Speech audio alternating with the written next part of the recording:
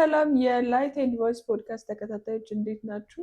ዛሬም እንግዲህ በአዲስ ቶፒክ በሚገርም ሀሳብ ወደ እናንተ መጥተናል።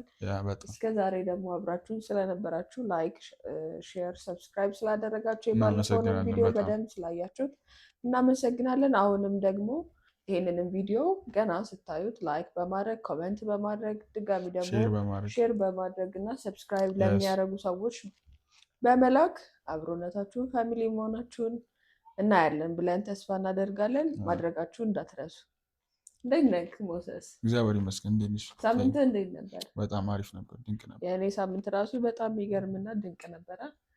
ዛሬ እንግዲህ በጣም በሚገርምና ብዙ ጊዜ በማይወራ ግን ደግሞ ትልቅ ላይፋችን ላይ ትልቅ በጣም ሀሳብ ያለው እንዴ በጣም ህይወታችን ላይ በጣም እንደዚህ አይነት ሞመንቶች ከስንት አንዴ ነው ሀፕን የሚያደርገው እና እግዚአብሔር ደግሞ ሊናገር የፈለገው ድምፅ ነው። የእግዚአብሔር በቃ ፐርፌክት ዊል ኦፍ ጋድ ነው እና በጣም ኤክሳይትድ ሆነን ነው ዛሬ የመጣ ነው እና ዛሬ ስለምን ነው የምናወራው? ዛሬ እንግዲህ ስለ ሪቫይቫል ነው የምናወራው። ሪቫይቫል ብዙ ጊዜ ሲወራ አንዳንድ ጊዜ ነው፣ በእርግጥ ብዙ ጊዜ አይወራም። ግን ሪቫይቫል ብዙ ሰው ኤክስፔክት የሚያደርገው እና ትክክለኛ ሚኒንግ ኦፍ ሪቫይቫል ይለያያል ብዬ አምናለሁ። ሪቫይቫል አላ ከስንት አንዴ የሚሆን ነገር ነው ብሎ ኤክስፔክት የሚያደርገው ሰው ሪቫይቫል ተፈጠረ ከስንት አንዴ ነው ኤክስፔክት የሚደረገውም ይሆናል ተብሎ የሚታሰበው ሰውም ያርቀዋል። ግን ሪቫይቫል ለእያንዳንዱ ሰው በእያንዳንዱ ፐርሰናል ላይፉ ላይ ያስፈልጋል ብዬ አምናለሁ። ለምን ሪቫይቫል በሚኒንግ ወደ በኋላም ስናወራ ለእያንዳንዱ የክርስትና ላይፍ ለእያንዳንዱ የአገልግሎት ላይፍ በየጊዜው ሪቫይቫል ያስፈልገናል እንጂ የሆነ ጊዜ ላይ ሀፕን አድርጎ ትልቅ ኢንሲደንት ተፈጥሮ ከዛ የሚጠፋ አይደለም። ሪቫይቫል ዴይሊ ሊኖረን የሚገባ ነገር ነው ብዬ አምናለሁ። እና ያው ከተነሳን አይቀር ስለ ሚኒንጉ እናወራ። ሪቫይቫል ምንድን ነው ላንተ? ስፔሲፊክሊ ጀስት ሪቫይቫል ብቻ አይደለም የምናወራው፣ ኢንድ ታይም ሪቫይቫል ብለን በመጨረሻው ዘመን ሊገለጡ ላለው ክብር ወይም ሪቫይቫል እና እንዳልሽው ሪቫይቫል ሲባል ሰዎች የሚመጣላቸው የመንፈስ ቅዱስ እሳት ፕሬዘንስ ሲገለጥ ሰዎች በመንፈስ ቅዱስ ሲሞሉ ምናምን እውነት ነው አለበት። እሱ ግን እሱ አይደለም። ይሄ ፉሊ ሚኒንጉ እሱ አይደለም። ኢንድ ታይም ሪቫይቫል ወይም ሪቫይቫል ብለን ስናወራ አንድ ህያው ሆኖ የነበረ ፍጥረት ሞቶ ድጋሜ ሪቫይቭ ሲያደርግ እንደገና ህያው ሲሆን ማለት እና ባይብላችን ላይ ለምሳሌ አዳም ህያው ነበር። ከዛስ ልክ ያንን ኃጢአት ሰርቶ ያንን ፍሬ በልቶ ሞተ ይላል። በክርስቶስ ደግሞ ምን አደረግን እኛ? ሪቫይቭ አደረግን። ኦልሬዲ ትንሣኤ መንፈስ መጥቶ ሙታን ነበራችሁ ግን ከክርስቶስ ጋር ህይወትን ሰጣችሁ። ሪቫይቫል ማለት እሱ ነው ባጭሩ።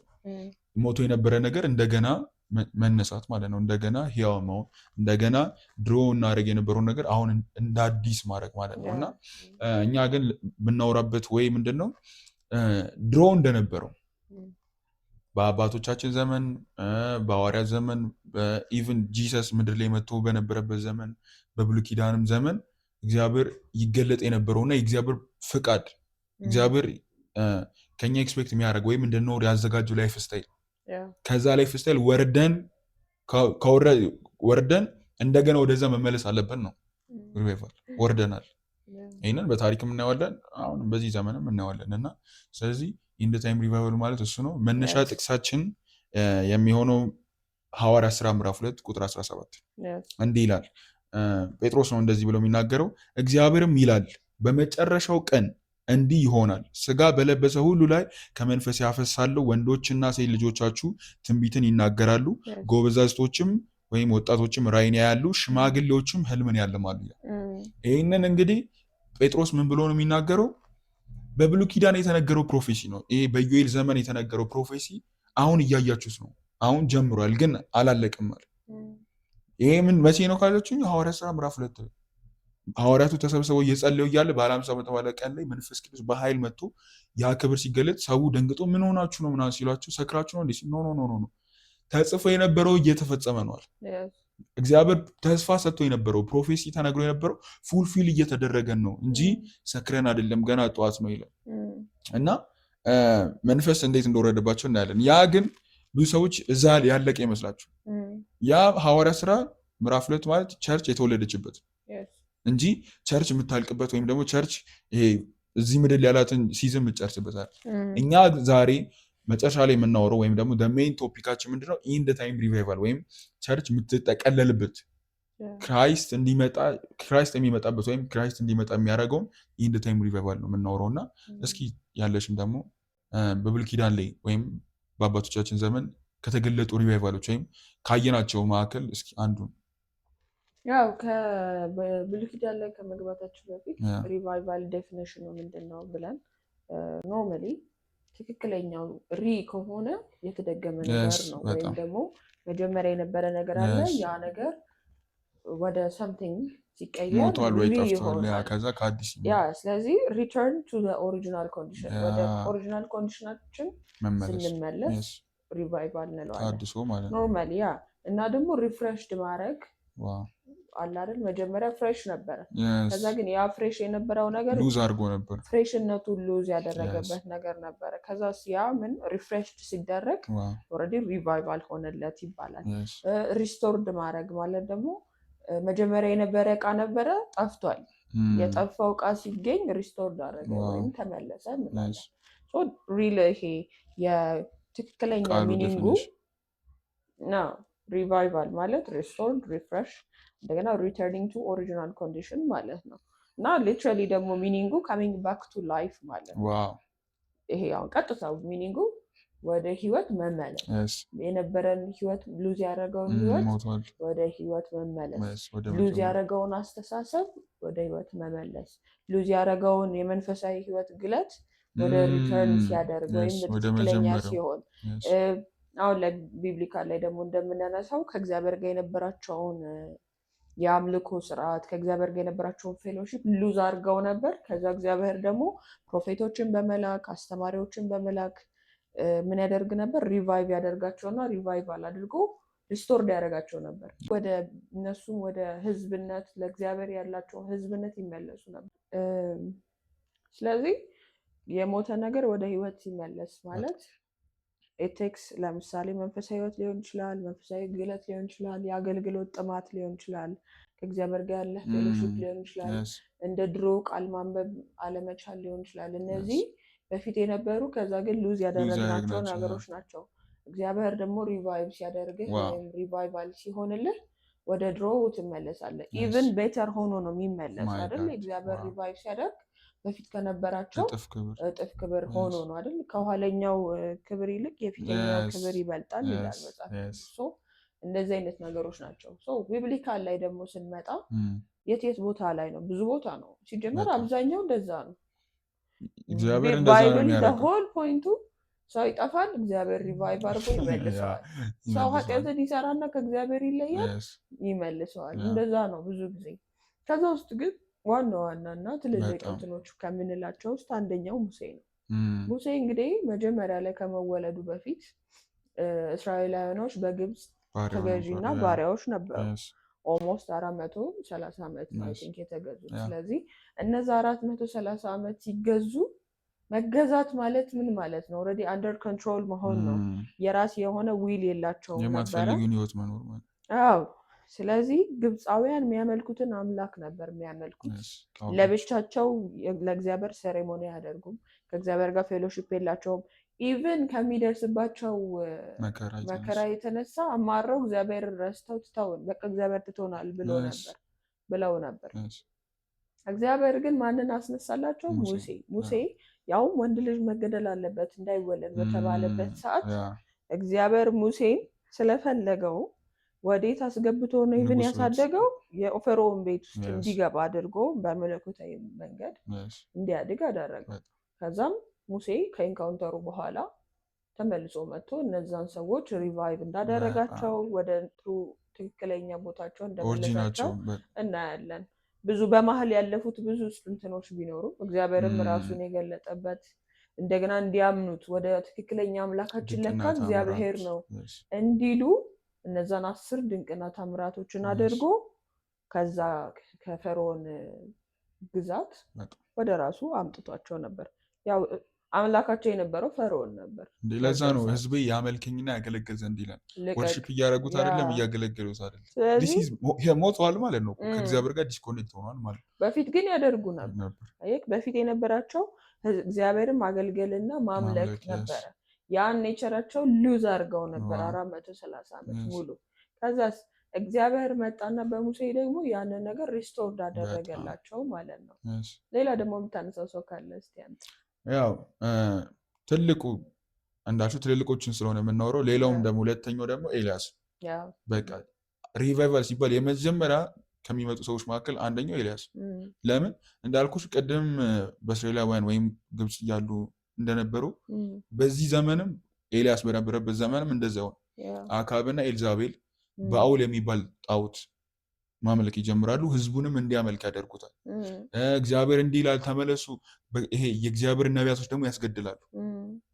ስለዚህ ህዝቡ ሁሉ እግዚአብሔር ጠፍቶበታል። ራሱ ከእግዚአብሔር ጋር ፌሎሺፕ የለው ምንም፣ እግዚአብሔር የለም። አሁን አምላካችን በአውል ነው፣ በቃ ለሱ ነው የምንሰበው፣ ለሱ ነው የምንሰግደው ብለው ለረዥም ዓመታት ነበሩና እግዚአብሔር ኤልያስን ያስነሳ። ኤልያስ ይነሳና እግዚአብሔር ኖ ኖ ኖ ኖ ኖ እግዚአብሔር መመለክ አለበት ይላል። ወደ እግዚአብሔር ተመለሱ ይላል። ከዛ እንደውም ባነበው በጣም ደስ ይለኛል።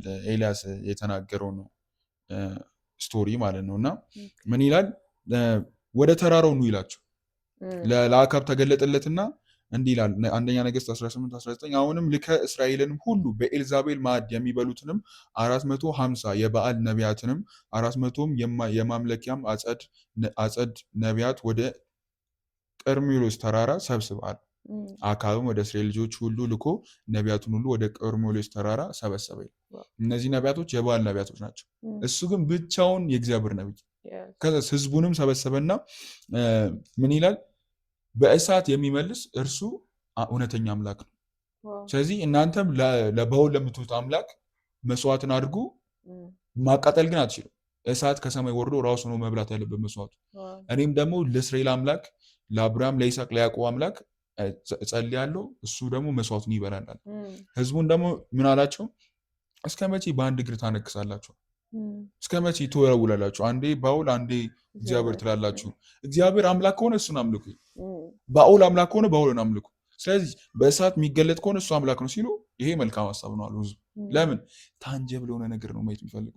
ይሄ በአባቶቻችን ዘመን ነበር ተብሎ አፈታሪክ ሊሆን ይችላል፣ ወይ ደግሞ ይሄ ሪል የሆነ ነገር ይፈልጋል። እግዚአብሔር ትናንትናም ዛሬም ለዘላለም ሕያው ነው ይላል፣ አይለወጥም። ከመቆየቱ የተነሳ ረስተውታል ጭራሽ። በቃ ያንን ድንቅና ታምራት ምናምን። ለዛ ነው ብዙ አሉ። በመካከልም በሙሴና በኤልያስ መካከልም ብዙ እኮ ሪቫይቫሎች አሉ። ብዙ እነ ጌዲዮን ምናምን አሉ። በቃ እግዚአብሔር ጥፍት ብሎ ከዛ እግዚአብሔር የታለ? ጥሎናል፣ ረስቶናል፣ የለም እግዚአብሔር በአባቶቻችን ዘመን የነገረውን ታሪክ የታለ ምናምን የሚሉበት ሲዝን ነበር። እና የእስራኤልን ህዝብም እንደዛ ነበር። እና መስዋዕትን ያደርጋሉ። ምን ይላል ኤልያስ? አንደኛ ነገሥት 18:36 ላይ መስዋዕቱን ሰርክ በሚቀርብበትም ጊዜ ነቢዩ ኤልያስ ቀርቦ አቤቱ ይላል። ማን ብሎ ነው የጠቀሰው? የአብርሃም የይስሐቅ የእስራኤል አምላክ ሆይ አንተ በእስራኤል ላይ አምላክ እንደሆንክ እኔም ባሪያ እንደሆንክ ይህ ሁሉ በቃል እንደማደርግ ዛሬ ይገለጥ። አንተ አቤቱ አምላክ እንደሆንክ ልባቸውም ደግሞ እንዲመለስ። ለምን ጠፍቷላ? ኦልሬዲ ሪስቶር እንዲያደርጉ ሪፍሬሽ እንዲያደርጉ ሪተርን ወደ ኦሪጂን። የእስራኤል አምላክ እግዚአብሔር ነው። ስሙን ራሱ የሚጠራው የእስራኤል አምላክ ነኝ ብሎ ነው። እስራኤል ግን ሌላ አምላክ እያመለከ ነው። እና ወደ አንተ እንዲመለሱ ይህ ህዝብ ያውቅ ዘንድ ስማኝ አቤቱ ስማኝ አለ። የእግዚአብሔርም እሳት ወደቀች። እኛ የምናወራው ይላል ዮሐንስ ላይ ዝም ብለን ተረት ተረት አይደለም፣ ያየነውን ነው የሰማነውን በእጆቻችን ሄዳ ሪል የሆነ ነገር ነው እንጂ አፈ ታሪክ አይደለም የምናወራው። እነ ጴጥሮስ ሁሉም ሰው ጳውሎስን ብትው ደማስቆ ላይ ያየውታል ይላል። ኢንካውንተር ማለት በቃ ሞስት ኢምፖርታንት የሆነ ነገር። ሙሴ ላይም ብታይ እግዚአብሔር በተራራ ላይ ተገለጠለት። እኔ የአባቶች አምላክ ነው የአብርሃም የይስሐቅ ያዕቆብ አምላክ ነኝ ብሎ ነው የተገለጠለት። ሂድ ሲለው ማለት ነው። እሱ ራሱ ሄዶ የዕብራውያን ማን ልበል የማን አምላክ ነው ቢሉኝ የዕብራውያን አምላክ ላከኝ በል። አስቢ ሆል ኔሽን 450 ምናምን ዓመት 430 ዓመት የሁላ ህዝብ አለ ምናምን። አንድ ሰው ግን መጥቶ የዕብራውያን አምላክ ላከኝ ይላል። ሌላ ሰው የለም እንዴ እግዚአብሔር የሚያዋረው? ሌላ ሰው የለም እንዴ ከእግዚአብሔር ጋር ፌሎሺፕ የሚያደርግ? የለም። ሆል ሞቶ ነበር። አንድ ሰው ግን እግዚአብሔር ያስነሳ፣ ለእግዚአብሔር የሚቀና እና እዚህ ጋር ምን እሳት ወደቀች ነው የሚቃጠለውን መስዋዕት እንጨትንም ድንጋዩንም አፈሩንም በላች፣ በጉድጓድ ውስጥም ያለውንም ውሃ ላሰች። አውቆ ደግሞ ምን አደረገ? መስዋዕቱ ላይ ውሃ አድርጉበታል። አሁን የፈለገ ነገር ቢሆን እርጥብ እንጨት እኮ ሊቃጠል አይችልም በፍጹም። ግን አውቆ ይሄ በናቹራል ነው እንዳንል ሱፐርናቹራል መሆኑ እንዲታይ ውሃ አድርጉበታል። በደንብ ውሃ አድርጉበታል። እሳት ሲመጣ ውሃ አይገደውም። እርጥብ እንጨት ነው ምናምን አይልም ማለት በሎ ይላል። ውሃውንም ደግሞ ላሰች ይላል። ህዝቡም ሁሉ ያንን ባዩ ጊዜ በግንባራቸው ተደፉ ይላል። ዲስ ኢዝ ፖሲብል። ባይደውል ኖርማሊ እንጨት እርጥበት ያለው እንጨት ታውቃለህ ይያያዝ በናቹራል ሊሆን አይችልም፣ ሊቃጠል አይችልም።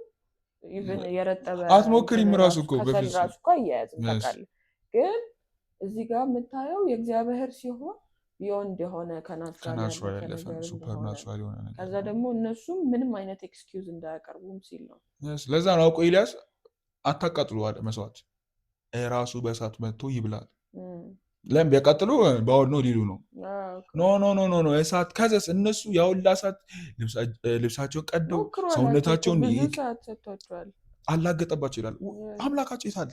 ይሄ እንደዚህ ለማለት ድፍረት ያስፈልግሽ። እንዲህ ለማለት ትሩ የሆነውን ጋድ ኢንካውንተር ልታደርግ ይገባል። ለዛ ነው ሲናገር በእግዚአብሔር ፊት የምቆም ከእግዚአብሔር ጋር ፌስ ቱ ፌስ እቆማለሁ። አይ ኖ ማን እንደሆናል ተገልጦልኛል። ለዛ ነው ድፍረት ያለ።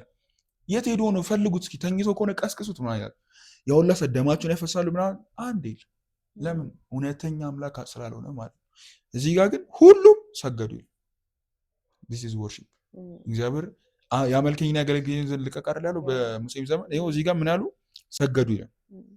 ህዝቡ ሁሉ ያንን ባዩ ጊዜ በግንባራቸው ተደፉ፣ እግዚአብሔርም እርሱ አምላክ ነው አሉ። በውል አምላክ አይደለም አሉ። ኤልያስም ከበዓል ነቢያት አንድስ እንዳያመልጥ ያዙልኛል። አሁን ከዚህ በኋላ ተመልሰው እንዳይመጡ እኮ ያዙልኛል። ከዛስ ያዟቸውም። ኤልያስም ወደ ቂሶን ወንዝ ወስዶ አሳረዳቸው። ይሄ የምታየው ለእግዚአብሔር ያለውን ጭካኔ ነው እና ዲስ ኢዝ ወንደርፉል። ለዛ ነው ሁሌም ቢሆን ስለ ኤልያስ ታሪክ ሰው ሲያነብ ኖርማል አይሆን፣ ይቃጠላል። በቃ ውስጡ ቅናት ይፈጠራል። በእኔ ዘመንስ ጌታው በእኔ ዘመን እኮ እስቲል አሁንም እንደዛ ሀፕን እያደረገ እስቲል አሁንም ሰዎች ብዙ ቸርች ውስጥ ሆነው የእግዚአብሔር ህዝብ ሆነው ሌላ ነገር እያመለኩ እና ምን ያስፈልጋል? ታንጀብል የሆነ ፕሬዘንስ ያስፈልጋል። ታንጀብል የሆነ ግሎሪ ያስፈልጋል። እና ይህንን ደግሞ ሚት ልናደርገው ይገባል። መጀመሪያ እኛ ሚት ካላደረግነው እንዴት ሰዎች ሚት እንዲያደርጉት እናደርጋለን? ኤልያስ ከመሬት ተነስቶ አይደለም መጥቶ ዝም ብሎ ከእንቅልፍ ተነስቶ መጥቶ አይደለም እሳት ይገለጣለት ኖ፣ ከእግዚአብሔር ጋር ቆይቷል። እግዚአብሔርን አውቋል። ከዚህ በኋላ ኤልዛቤል ስትሰማ ተናደደች፣ ተቆጠች። በእውነት አማልክት ይፍረዱብኝ እኔ ላይ ጭንቅላትን ከአንገት ላይ ካልተነሳ አንገትን ካልቆረጥኩ እኔ አማልክት ይፍረዱብኝ ብላ ዛተችበት። ፈራ፣ ሰው ነዋ። ከዛ ሸሸ ይለም። ከዛ መልአክ ተገለጠለት፣ ምግብ በላ ምናምን 40 ቀን ወደ እግዚአብሔር ተራራ ሄደ። ሙሴ እግዚአብሔር ኢንካውንተር ያደረገው ተራራ ላይ ማለት ነው። እና ሄደና እግዚአብሔር መጣ ይላል። ከእግዚአብሔር ከመምጣቱ በፊት እሳት አለፈ ይላል። እኔ ራሱ አንዳንዴ ስናነበው እንዲህ ጌታው የት አለ በዚህ ዘመን እንድትያደርግ ይችላል። እሳት አለፈ ይላል። ሰውየው ምንም አይመስለውም። እሳት እያለፈ አውሎ ንፋስ፣ ታላቅ የመሬት መንቀጥቀጥ ሆኖ አለቶች ተሰነጣጥቁ ብሎ ኤልያስ እስቲል አሁንም ቆሟል ተራራው። ለምን? ሰዎቹ እኛ ማናውቀው እኛ ያላየነው እኛ ኤክስፒሪየንስ ያላደረግነው ሌቭል ውስጥ ናቸው። ከዛ ጸጥታ ሲሆን እግዚአብሔር መጣልና ፊቱን ሸፈነ። እግዚአብሔር ፊት ሲሆን መጀመሪያ ጸልዮ ነበር፣ ግደለኝ ጌታ እኔ ከአባቶች አልበልጥም፣ በቃ ውሰደኝ ምናምን ብሎ ነበር። እሷ ከምገለኝ ምናምን ብሎ ነበር። ይህንን ግን አልተናገሩም። አንድ የተናገሩ ግን በጣም ቱማች ሴክሬት ያለው ለአባቶች አምላክ ቀነዋል። ይሄ ሰውዬ ነቢይ መሆን ፈልጎ አይደለም። ለምን? ይኸው ፈራኩ እንደ ህይወቱን እኮ ነው ሊዩዝ የሚያደርገው። ነቢይ መሆን ፈልጎ አይደለም። የእግዚአብሔር ሰው ነቢይ ኤልያስ በቃ ለትውልድ እኮ ስለኔ ይናገራል። አሁን ስለሱ እንደምናወራው ፈልጎ አይደለም፣ ክብር ፈልጎ አይደለም፣ ምንም ፈልጎ አይደለም። ቅናት ነው እንደዚህ የሚያደርጋቸው። ለአባቶች አምላክ ቀነዋል። ኖ ቀባልኝ አለው። ሌላ አሉ በአንተ አኖይንቲንግ፣ ሌላ ደግሞ መሰራት ያለበት ስራ አለ። ከዛ ነው እነ ኤልሳን ሄዶ ምናምን የቀባውና ቱማች ፓወርፉል የሆነ ስቶሪ እና ይሄ አምላክ ስቲል አሁንም ይሰራል። ከኛ የሚፈልገው ምንድነው? እነሱ ያደረጉትን እንድናደርግ። ሙሴ እኮ የቅናት ሰው ነው። በቅናት እኮ ነው ያንን ሲያሰቃያቸው ገደለው ይላል ግብፃዊው። አንቺ ፓላስ ውስጥ ሆነሽ ቀጣይ ንጉስ ትሆኛለሽ እየተባልሽ ፕሪንስ ነሽ፣ ግብፅን ሩል ማድረግ ስቺ ብልጽግና ኤቭሪቲንግ አንቺ ጋር እያለ እንዴት ሰው ለመግደል ታስባለች? እንዴት ለባሪያዎቹ እንግዲህ እሱ ግብፅ ውስጥ ስላለ ኦልሬዲ የግብፅ ቤት ውስጥ ነው ያለው። እስራኤላውያን ማለት ባሪያ ናቸው። ተጎዱ፣ የእግዚአብሔር ሕዝብ እንዴት ይጨቆናሉ ብሎ ቅናት ውስጥ ተፈጠረ። ለዛ ነው ያን ሰውዬ ገደሉ ይላል። እነሱ ግን እንዴ እኛንም ልገለን ነው እንዲ ያሉት። እንዲ ወንድሞች ወይ እኔም እኮ እንደናንተ ነኝ ሲላቸው እነሱ ማን ነው በእኛ ላይ ስልጣን የሰጠምና ሪጀክት ያደርጉት ነበር። ከዛስ መጽሐፍ ምን ይላል? ሄዶ በእግዚአብሔር ፊት ሲቆም ቤዛና ሹም አድርጎ አመጡ። እነሱ አንተ እኛ ላይ ስልጣን የለም ብሎት ነበር። ያ ኢንካውንተር ግን ምን አደረገው? ስልጣን እንዲኖሩ አድርገው ወደው ነው በግዳቸው መስማት ጀመሩ።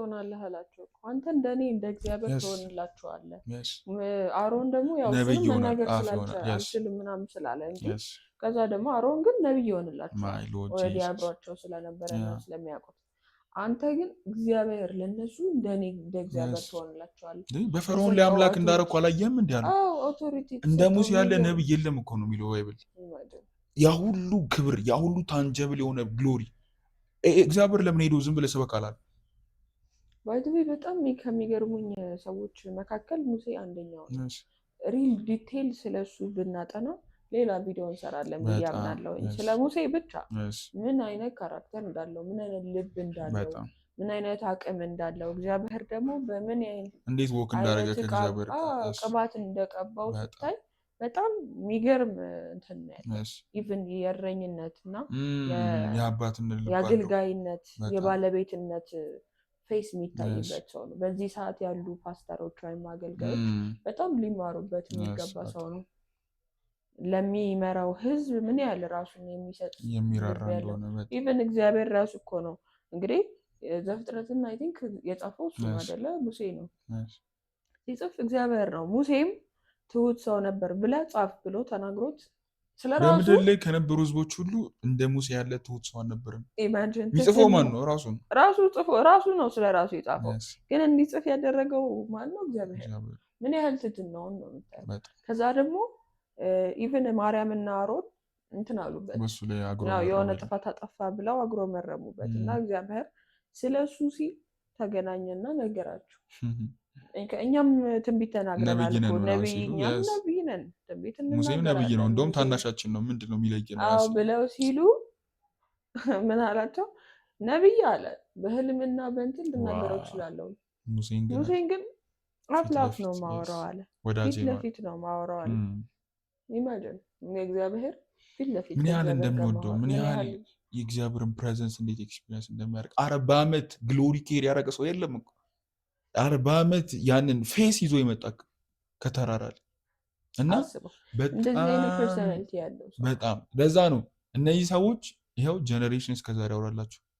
እስራኤላውያን እኮ እንደዚህም የሆነ አንገተ ደንዳና ነበሩ ምናምን፣ ግን ነው ያ እግዚአብሔር የሙሴ አምላክ ተብሎ እስከዛሬ ሲናገር ራሱ ባሪያዬ ሙሴ እያለ እንዴት ፕራውድ እንደሚያደርግባቸው ኤልያስን ብታዩ እና በጣም በቃ እነዚህ ሰዎች አንዳንዴ ምንድነው እኛ ማናውቀው ያወቁት ያለች ኢንካውንተር አግኝቷቸው፣ እኛ ደግሞ የሌለን ካራክተር አላቸው፣ ላይፍ ስታይል አላቸው።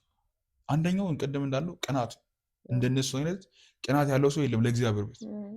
ሁለተኛው ደግሞ በጌታ ፊት ራሳቸውን የሚያዋርዱ ሰዎች ናቸው። ፕሬየር እና ፋስቲንግ ተይው በቃ ጨርሽ። ሙሴ 40 ቀን 40 ሌሊት እኮ ነው በጌታ ፊት ይጾም ነበር። አንዴ ሁለቴ ሶስቴ እና ለጌታ ይጮሁ ነበሩ። ኢቭን ግብፅ እያሉ ራሱ ጌታ ያው ተናገርከኝ እኮ ምንም ሀፕን አላደረገም ነፃ አላወጣቸውም ምናምን ሲለው እግዚአብሔር እንዴ እኔ እኮ አምላክ አድርጌያለሁ ሂድና ድጋሚ ይበለዋል። እሺ አለና ሄዶ ሲነግረው አልለቅም ሲለው ሄደና ይላል ወደ ምድረ በዳ ጮኸ ይላል። የሚጮህ ሰው ነው ሪዛልት የሚያገኘው በጌታ ፊት ምድረ በዳ። ጌታ ደግሞ ገና አባ ስትዩ በዛ ሰዓት ላይ ቶሎ ብሎ የሚመልስ ነበር። ይጠብቃል። ላይፍ ስታይልሽ ነው የሚፈልገው። ረዥም ሰዓት በእግዚአብሔር ፊት እንድታሳልፊ ነው የሚፈልገው። ረዥም ጊዜ ጮሆ ነው ጌታ መጨረሻ ላይ መልስ የሚሰጠው እና የጸሎት ሰው ነበር። በጣም በጌታ ፊት የሚጮህ ሰው ነበር። እና ሌላኛው ደግሞ እስኪ አንዱ የምናነሳው ሰውዬ ማን ነው? ያው ሙሴና ኤልያስን ካነሳን ደግሞ እዛው በብሉይ ኪዳን የምናነሳቸው ሁለት ሰዎች ሳሙኤል እና ዳዊት ናቸው። ያው ሳሙኤል ነው ዳዊትን የቀባው። ኦልሬዲ ሳሙኤል በዛ ሰዓት ነቢይ ስለነበረ፣ ሳሙኤል ግን ከመሰጠቱ በፊት ወይም ደግሞ አገልግሎት ከመጀመሩ በፊት በዛ ሰዓት ካህን የነበረው ኤሊ ነበር። ኤሊ ደግሞ አርጅቶ ነበር ይላል። አርጅቶም ነበረ። በዛ ሰዓት ደግሞ ልጆቹ በጣም ባለጌዎች ስለነበሩ ኦልሬዲ ኃጢአት ይሰራሉ፣ የእንትን ምግብ ይበላሉ፣ ከሴቶቹ ጋር ይተኛሉ። እዛው ደግሞ ቤተ መቅደስ ውስጥ ነው የእግዚአብሔር ክብር ያለበት ቦታ ተብሎ የሚታሰበት ቦታ ያ ዝሙትን ያደርጋሉ። ከዛ ደግሞ ሊዋጉ ሄዱ ይላል። ከዛ ተማረኩ። ኢቨን ደግሞ እነሱ ታቦቱንም ይዘው ሄደው የሚያሸንፉ መስሏቸው የነበራቸው ካራክተር ጤነኛ አልነበረም። ግን ቢያንስ ታቦቱ ይዘን ከሄድን አንሸንፍም ብለው አስበው ነበር። ከዛ ጭራሽ ተማርከው ታቦቱንም አስማረኩ ይላል እና ኤሊም ሲሰማ ደንግጦ እዛው ሞተ ይላል። ከዛ ኢካቦድ የነበረበት ሰዓት ነው። ኢካቦድ ማለት የእግዚአብሔር ክብር ተለይቶናል የነበረ ክብር ነበረ። ያ ክብር ተለይቶናል ብለው ባሉበት ሰዓት ነው እግዚአብሔር ሳሙኤልን ካህና ወደ እግዚአብሔር ቤተ መቅደስ እንዲኖር እዛ አድርጎ እዛው ትሬን አስደረገውት እንዲያድግ ያደረገው። ሳሙኤልን እንግዲህ ኦልሬዲ ራሱ እንዳልከው ልክ እንደ ሙሴ ኢንካውንተር በጣም እግዚአብሔር ተገለጠለት ይላል። እሱ ነው ትሬን ያደረገው።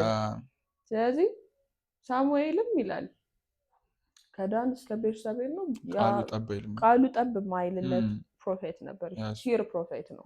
የሚናገረው ሁሉ የሚፈጸምለት፣ ነገስታቶችን የሚያማክር፣ ኢቭን ንጉስ የሚቀባ ስልጣን የነበረው ሰው እና ከመንፈስ ቅዱስ ጋር እና ከእግዚአብሔር ጋር ያለው ፌሎሺፕም ዲፕ ነው። ያም ሰሞ ሳሙኤል ምን አደረገ? በፊት የነበረውን የቤተ መቅደስ ኢካቦድ የነበረውን እግዚአብሔር ድምፅ የማይሰማበትን እግዚአብሔር የማይናገርበትን ሪስቶር አድርጓል። ቪዥን የለም ከእግዚአብሔር ዘንድ ራእይም የለም። የእግዚአብሔርን ድምፅ ሰምቶ የሚያውቅ የለም ነበረ። ከእግዚአብሔር ጋር ዲስኮኔክት ሆኖ ነበር ሆል ኔሽን። ከስራቸው የተነሳ የእግዚአብሔርን ህልውና ከመርሳታቸውና ከመናቃቸው ስለነበሩ ሪጀክት አድርገውት ነበር። እግዚአብሔርም ርቋቸው ነበረ። ከዛ ግን በሳሙኤል ሪስቶር አደረገ። ከዛ መጀመሪያ ሳኦልን ነው የቀባው። ከዛ ሳኦል ደግሞ 2 ዓመት በእግዚአብሔር ጋር ሆነ። የቀረውን ዓመት ደግሞ ስለ እግዚአብሔር ሳይሆን ስለ ህዝቡና ስለ ክብሩ ስለ ንግስናው በጣም አቴንሽን ከመስጠቱ የተነሳ 38 ዓመት ያለ እግዚአብሔር ዲስኮኔክትድ ሆኖ ተጸጸትኩ አለ እግዚአብሔር። 2 ነው 3 ነው ተጸጸትኩ ብሎ ሳኦልን ንጉስ ማድረጌን ተጸጸትኩ። ደግሞ እኮ ንጉስ አድርግልን ብለው ራሳቸው ጠይቀው እንጂ እግዚአብሔር ያሰበው ሰው አልነበረም። ሰው እስራኤል ነው አይ በእግዚአብሔር መመራት አንፈልግም በንጉስ ነው መመራት የምንፈልገው ሲሉ፣ ከዛ እግዚአብሔርም ቢደብረው እሺ ብሎ ንጉስን አንግስላቸው ብሎ ሳኦልን ሰጣቸው። እንደፈለጉትም ሆኖላቸዋል እኮ ገዝቷቸዋል። ግን ከእግዚአብሔር ጋር ግን ጤነኛ ዲስኮኔክት ሆኖ ነበር። ታቦቱን እንኳን አላስመለሰም እኮ ሳኦል ግድ አይሰጠውም። እሱ በቃ እሱ ስለ ንግስናው ስለ ህዝቡ እና ስለ ክብሩ ነበር የሚጨነቀው። ከዛ እግዚአብሔር ይሄንን ሪስቶር በማን አደረገ? በዳዊት። ዳዊት እንግዲህ ስናየው የነበረው ላይፍ ስታይል እረኝነት ባለበት ሰዓት ከእግዚአብሔር ጋር በጣም የሚያሳልፍ ወርሺፕ የሚያደርግ የእግዚአብሔርን ድምፅ የሚያውቅ ሰው ነበር። ንጉስ ለመሆንም የማይፈልግ ነበር። ሲጀመር እረኛ ነው፣ እንዴት ንጉስ ሊሆን ይችላል? በእርግጥ ያም ሳኦልም እኮ አልፈለገም ነበር። እሱ አህያ ፈላጊ ነበር እንጂ ያን ያህልም እንትን አልነበረው። እግዚአብሔር ግን ከምንም ቦታ ሳምቲንግ ከአንተ ውስጥ መውጣት እንደሚችል በዚህ ያሳያል። ከዛ ደግሞ ዳዊትን ትሬን አደረገው በደንብ ከእግዚአብሔር ጋር ያለውን ህልውና እንዳይጥል አላ ነገ ሰክሰስ ሲመጣ ነገ ትልቅ ነገር ሲመጣ ሳኦል እንዳረገው እንዳይረግ በደንብ ትሬን አደረገው። በዛ በረኝነት ጊዜ ውስጥ ኢንካውንተር ሁላ ነበረው። እሱ ዴይሊ ከእግዚአብሔር ጋር ያሳልፍ ስለነበር ያ ሲጀመር እንደ ዳዊት እኮ የሚገራርም መጽሐፍ የጻፈ የሚገራርም መዝሙር የጻፈ ሰው የለም እና እንደ ልብ የተባለ ሰው ነው። ያ ደግሞ ትልቁ እሱ ነው። አሁን ብዙ ጊዜ አይታቸው ከሆነ እንደዚህ ናቸው። ሪቫይቫል ያስነሱ ሰዎች ከእግዚአብሔር ጋር ዲፕ የሆነ ፌሎሺፕ አላቸው። የእግዚአብሔር ልብ ታች ያደረጉ ናቸው። አሁን ሳሙኤልንም እግዚአብሔር በጣም እንደሚወዱ ሙሴንም እንደዛው። ከዛ ደግሞ ዳዊትንም ስታዩ እንደ ልቤ የተባለ ሰው ነው። ሀሳቡ እንደ ልቤ ማለት እኔ የማስበውን ነው የሚያስበው። የኔ ቅናት የሱ ቅናት ነው። ከዛ ደግሞ ከነገሮች ይልቅ ስለኔ ህልውና፣ ስለኔ አብሮነት፣ ስለኔ በመጀመሪያ እግዚአብሔር ያደርጋል ብሎ የሚያስብ ፈርስት ዘ ኪንግደም ፈርስት የእግዚአብሔር ነገር የሚል ሰው ነው። ይህንን የሚያሳየው ደግሞ በሳኦል ጊዜ እንትን የተደረገውን በሳሙኤል ጊዜ የተወሰደውን እንትን አስመልሷል። ታቦቱ አስመልሷል። ታቦቱ ደግሞ የእግዚአብሔር ክብር የሚያድርበት ነበር። እንግዲህ ኪንግ ከስንት መከራ በኋላ ወደ ንግስና ሳውል ያውላ ጊዜ አሰቃይቶት መጥቶ ኪንግ ሲሆን ቤቴል ስራ በቃ ኪንግ ደሜ ላጠናክር ስራዬ ላይ ፎከስ ላድርግ አሁን በቃ ሚስቶች ምናምን አላለ። እኔ እንዴት እኔ ነግሳለሁ የእግዚአብሔር ክብር ሳይኖር የእግዚአብሔር ክብር የለም እኮ አለ። እዚህ እንትን ላለው ብሎ አስመጣው፣ በደንብ አድርጎ አስመጣው። ሲያስመጣው እንዴት ማስመጣት እንዳለበት ካለማወቅ የተነሳ በመሀል እንትና ጋር ገብቶ ነበረ፣ ቢዳራ ቤት ነበረ። ግን እግዚአብሔር ምን ያህል እንደባረከው ሲያይ ደግሞ መልሶ አስገባው። ከዛ በኋላ ታቦቱን አልመልስም ወደ ሙሴ ድንኳን ብሎ የራሱን ድንኳን ሰርቶ በጌታ ፊት 24 ሰዓት ወርሺፕ እንዲደረግ 4000 ዘማሪዎች መልምሎ በየነገዱ እንደውም እነሱ ብቻ አይደለም ወይም የእስራኤል ሕዝብ ብቻ አይደለም አሕዛብም ጭምር መጥተው እሱን ወርሺፕ እንዲያደርጉ አሕዛብም ጭምር ወደ እግዚአብሔር በክራይስት ሊያደርግ ያለውን በእርሱ ከዛ ነው ዳዊት ልጅ የሚባለው ዙፋኑ ያልተወሰደበት እኮ የእግዚአብሔር ልብ ታች ያደረገ። እስራኤልን ብቻ አይደለም እግዚአብሔር የሚፈልግ ሰው ልጆችን ሁሉ ይፈልጋል። እስራኤልን ግን ተጠቀምባት እንጂ እና 24 ሰዓት ነው ወርሺፕ እንዲደረግ የሚፈልገው። ከዛ ሲሆነ ጊዜ ብድግ አለና እኔ ፓላስ ውስጥ እየተኛው እግዚአብሔር ቤት ያስፈልገዋል። እግዚአብሔር ተናገረው የሚል የለም። እግዚአብሔር ስራልኝ አላለውም። እግዚአብሔር ነው። በጣም የሚገርም ነገር ነው ያነሳው። በጣም ደስ ብሎኛል። ለእኔ አንድም ሰው ስለእኔ አስበው አያውቅም ቤት ልስራል ብሎ። በምድረ በዳም ስኖር የትም ስኖር ታቦቱም ተወስዶ ግድ አይሰጣቸውም ስለኔ። አንተ ግን ቤት ልስራ አልከኝ እና በጣም ደስ ብሎኛል። ግን ልጅ ይሰራልኝ ኪንግደሜን ከአንተ ግን አልወስድም፣ ክራይስት በአንተ በኩል ይመጣል ብሎ ያሁን ዳዊት እኔ ማነኝ ብዬሽ ምንድን ነው አለ። ይህን ያህል ፕሮፌሲ የምትነግሪኝ ለእኔ በቃ በየቀኑ ይሄዳል የት ታቦቱ ያለበት ገብቶ ረዥም ሰዓት ወርሺፕ አድርጎ ስራ ስላለው ኪንግ ስለሆነ መውጣት አለበት። ቢያደርግን ደስታው ነው። በእግዚአብሔር ቤት ጣሉኝ እዛ በቃ ወደ እግዚአብሔር ቤት እንሂድ ሲል ደስ አለኝ ይላል። በቃ ፕሬዘንስ እንዴት የሚናፍቅ ሰው እንደነበርና መዝሙር 42 ላይ ሲናገር እንዲላል ዋላ ወደ ውሃ ምንጭ እንደሚናፍቅ አቤቱ እንዲሁ ነፍሴ ወደ አንተ ትናፍቃለች። ነፍሴ ወደ ሕያው አምላክ ተጠማች፣ መቼ እደርሳለሁ? የአምላኬንስ ፊት መቼ ያለ? ስለዚህ ፊቱን ያህል ማለት ፊቱ ማየት የሚናፍቅ ነበር ዘወትር ይላል። አሁን እንግዲህ ይሄ ነው ስለ ሪቫይቫል የምናወራ ከሆነ ማለት ነው። ሪቫይቫል ከመምጣቱ በፊት ምን አለ? ኦልሬዲ ያን ነገር ሉዝ አድርገነዋል፣ ዴድ ሆኗል፣ ከእግዚአብሔር ጋር ዲስኮኔክት ሆናልና ዘወትር ይላል ያለማቋረጥ አምላክ ወዴት ነው ይሉኛል። እንግዲህ ጌታ ያድናል፣ ኢየሱስ ጌታ ነው፣ ኢየሱስ ታላቅ አምላክ ነው፣ እሱ እውነተኛ አምላክ ነው፣ እሱ ፈዋሽ ነው ስንል ዌር ኢዝ ኢት ነው የሚሉ የታለ? አሁን ለምን ደግሞ አይፈውሰው? ያው በሽተኛ ሞልቶ የታለ? ዳዊትን የሚሉት ነበር። በአባቶቻችን ዘመን ኤርትራን ባህር የከፈለ ያ ሁሉ እሳት ከሰማይ ሲያወርድ የነበር ያ ሁሉ ክብር ሲገልጥ የነበረው አምላክ ወዴት አለ? ዘወትር ነው የሚሉኛል። ሲሉኝ እምባዬ ይላል ቀንና ሌሊት ምግብ ሆነኛል።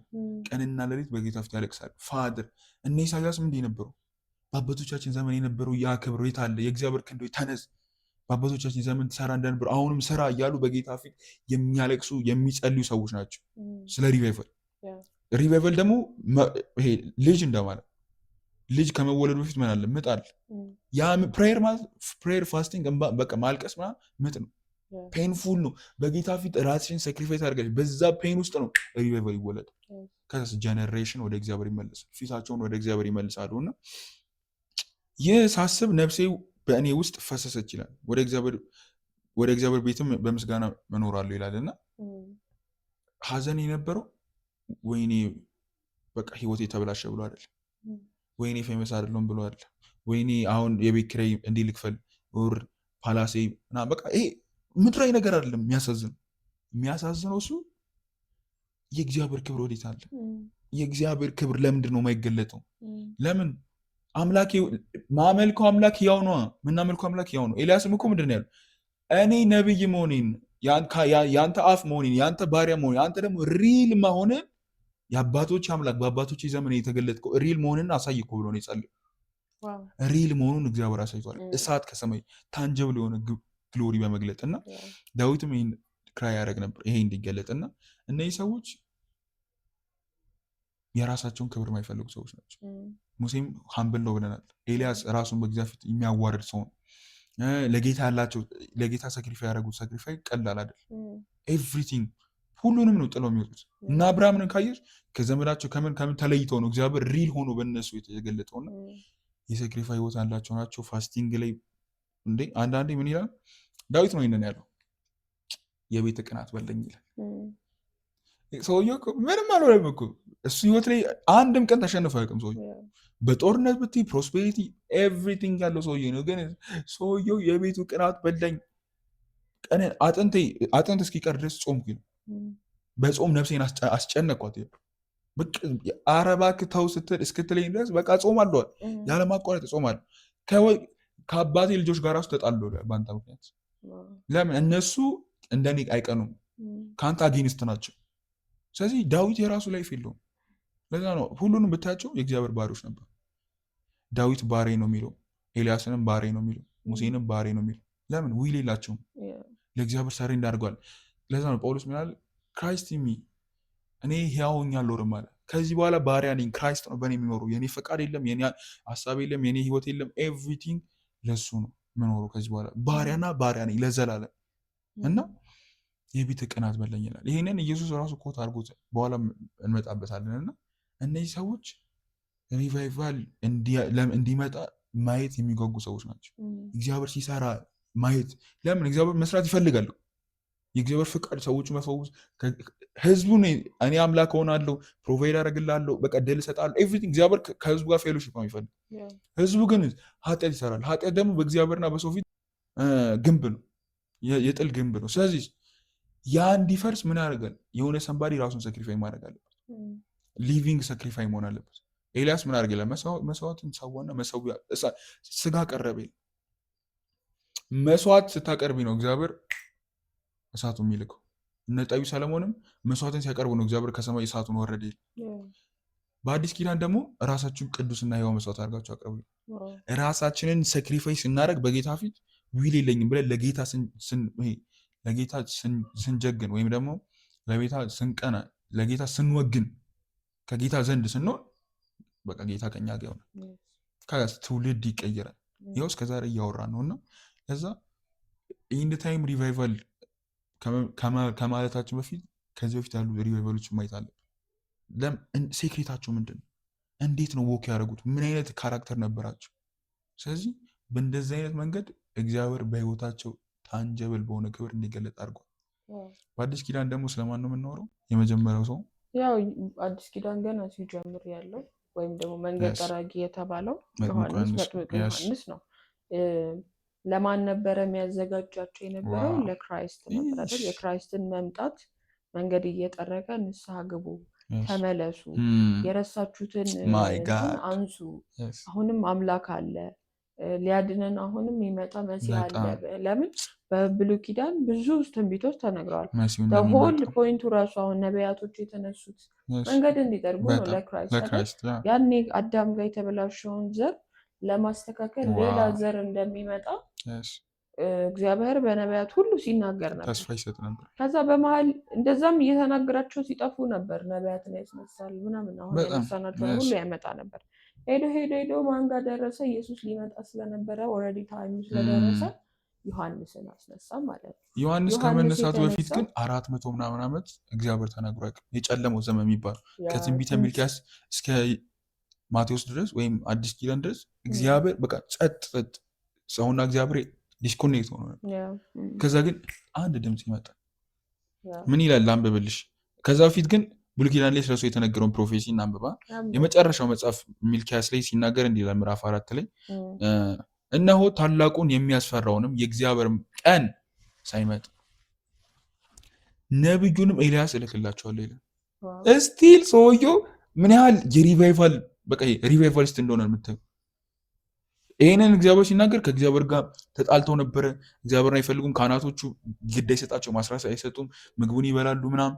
ምን ሆናችሁ ነው? በቃ ይሄ ከጌታ ጋር ዲስኮኔክት ሆኖ ግድም አይሰጣቸው ምናምን ነበር ሚልክያስን ስናነበው ማለት ነው። እና ምን ይላል? ነብዩን ኤልያስን እልክላቸዋለሁ። ለምን?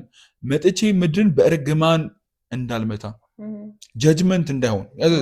እርሱም የአባቶችን ልብ ወደ ልጆች የልጆችን ልብ ደግሞ ወደ አባቶች ይመልሳል ብሎ ትንቢተ ሚልክያስ ላይ ይናገራል። ሉቃስ ላይ ምን ይላል? ምዕራፍ 1 ቁጥር 15 ላይ መልአኩ መጣና ለዘካርያስ ለዮሐንስ አባት ተገለጠለትና ልጅ ትወልዳለህ ምናምን ብሎ ነገረው። ከዛ መጨረሻ ላይ ቁጥር 15 እንዲህ ይላል፣ በጌታ ፊት እሱም ታላቅ ይሆናል፣ የወይን ጠጅም የሚያሰክር መጠጥ አይጠጣም። ዲስ ኢዝ ኮንሰክሬሽን፣ ለእግዚአብሔር ይለያል። የተለየ ሰው ልክ እንደነ ሳምሶን ምናምን የተለየ ሰው ነው። ከዛ ገና በእናቱ ማፀን ሳለ መንፈስ ቅዱስ ይሞላል። ለምን? በራሱ ማድረግ አይችልም። ሆሊ ስፒሪት ነው እነሱንም እንደዛ እንዲሆኑ ያደረጋቸው። ከዛ ምን ይላል? ከእስራኤል ልጆችም ብዙዎችን ወደ ጌታ ወደ አምላካቸው ይመልሳቸዋል። ምን ማለት ነው? ጠፍተዋል እያለ ከዛ እርሱም የተዘጋጁትንም ህዝብ ለጌታ ያሰናዳል። ስለዚህ ለጌታ ነው እያዘጋጃለሁ፣ ለራሱ አይደል። ባሪያ ስለሆነ ማለት የአባቶችን ልብ ወደ ልጆች ይመልሳል። ኤግዛክትሊ መልአኩ የተናገረው ትንቢተ ሚልክያስ ላይ የተጻፈው ፕሮፌሲ ነው። ፕሮፌሲ ተፈጸመ ከ400 ምናምን ዓመት በኋላ የአባቶችን ልብ ወደ ልጆች ይመልሳል፣ የማይታዘዙትንም ወደ ጻድቃን ጥበብ ይመልስ ዘንድ በኤልያስ መንፈስና ኃይል በፊቱ ይሄዳል። ስለዚህ የኤልያስ መንፈስና ኃይል ስንል ኤልያስ የራሱ መንፈስና ኃይል ኖሮት እኮ አይደለም። በኤልያስ ዘመን የሰራው ኤልያስ ህይወት ላይ የሰራው ያ ስፒሪት አለ፣ ሆሊ ስፒሪት መንፈስ ቅዱስ አለ። ያ ስፒሪት ይወርድበታል። ያ ስፒሪት ሲወርድበት ኤግዛክትሊ ኤልያስን ነው የሚያደርገው። በዛው ብታይ ሁለቱም ምድረ በዳ ነው የኖሩት።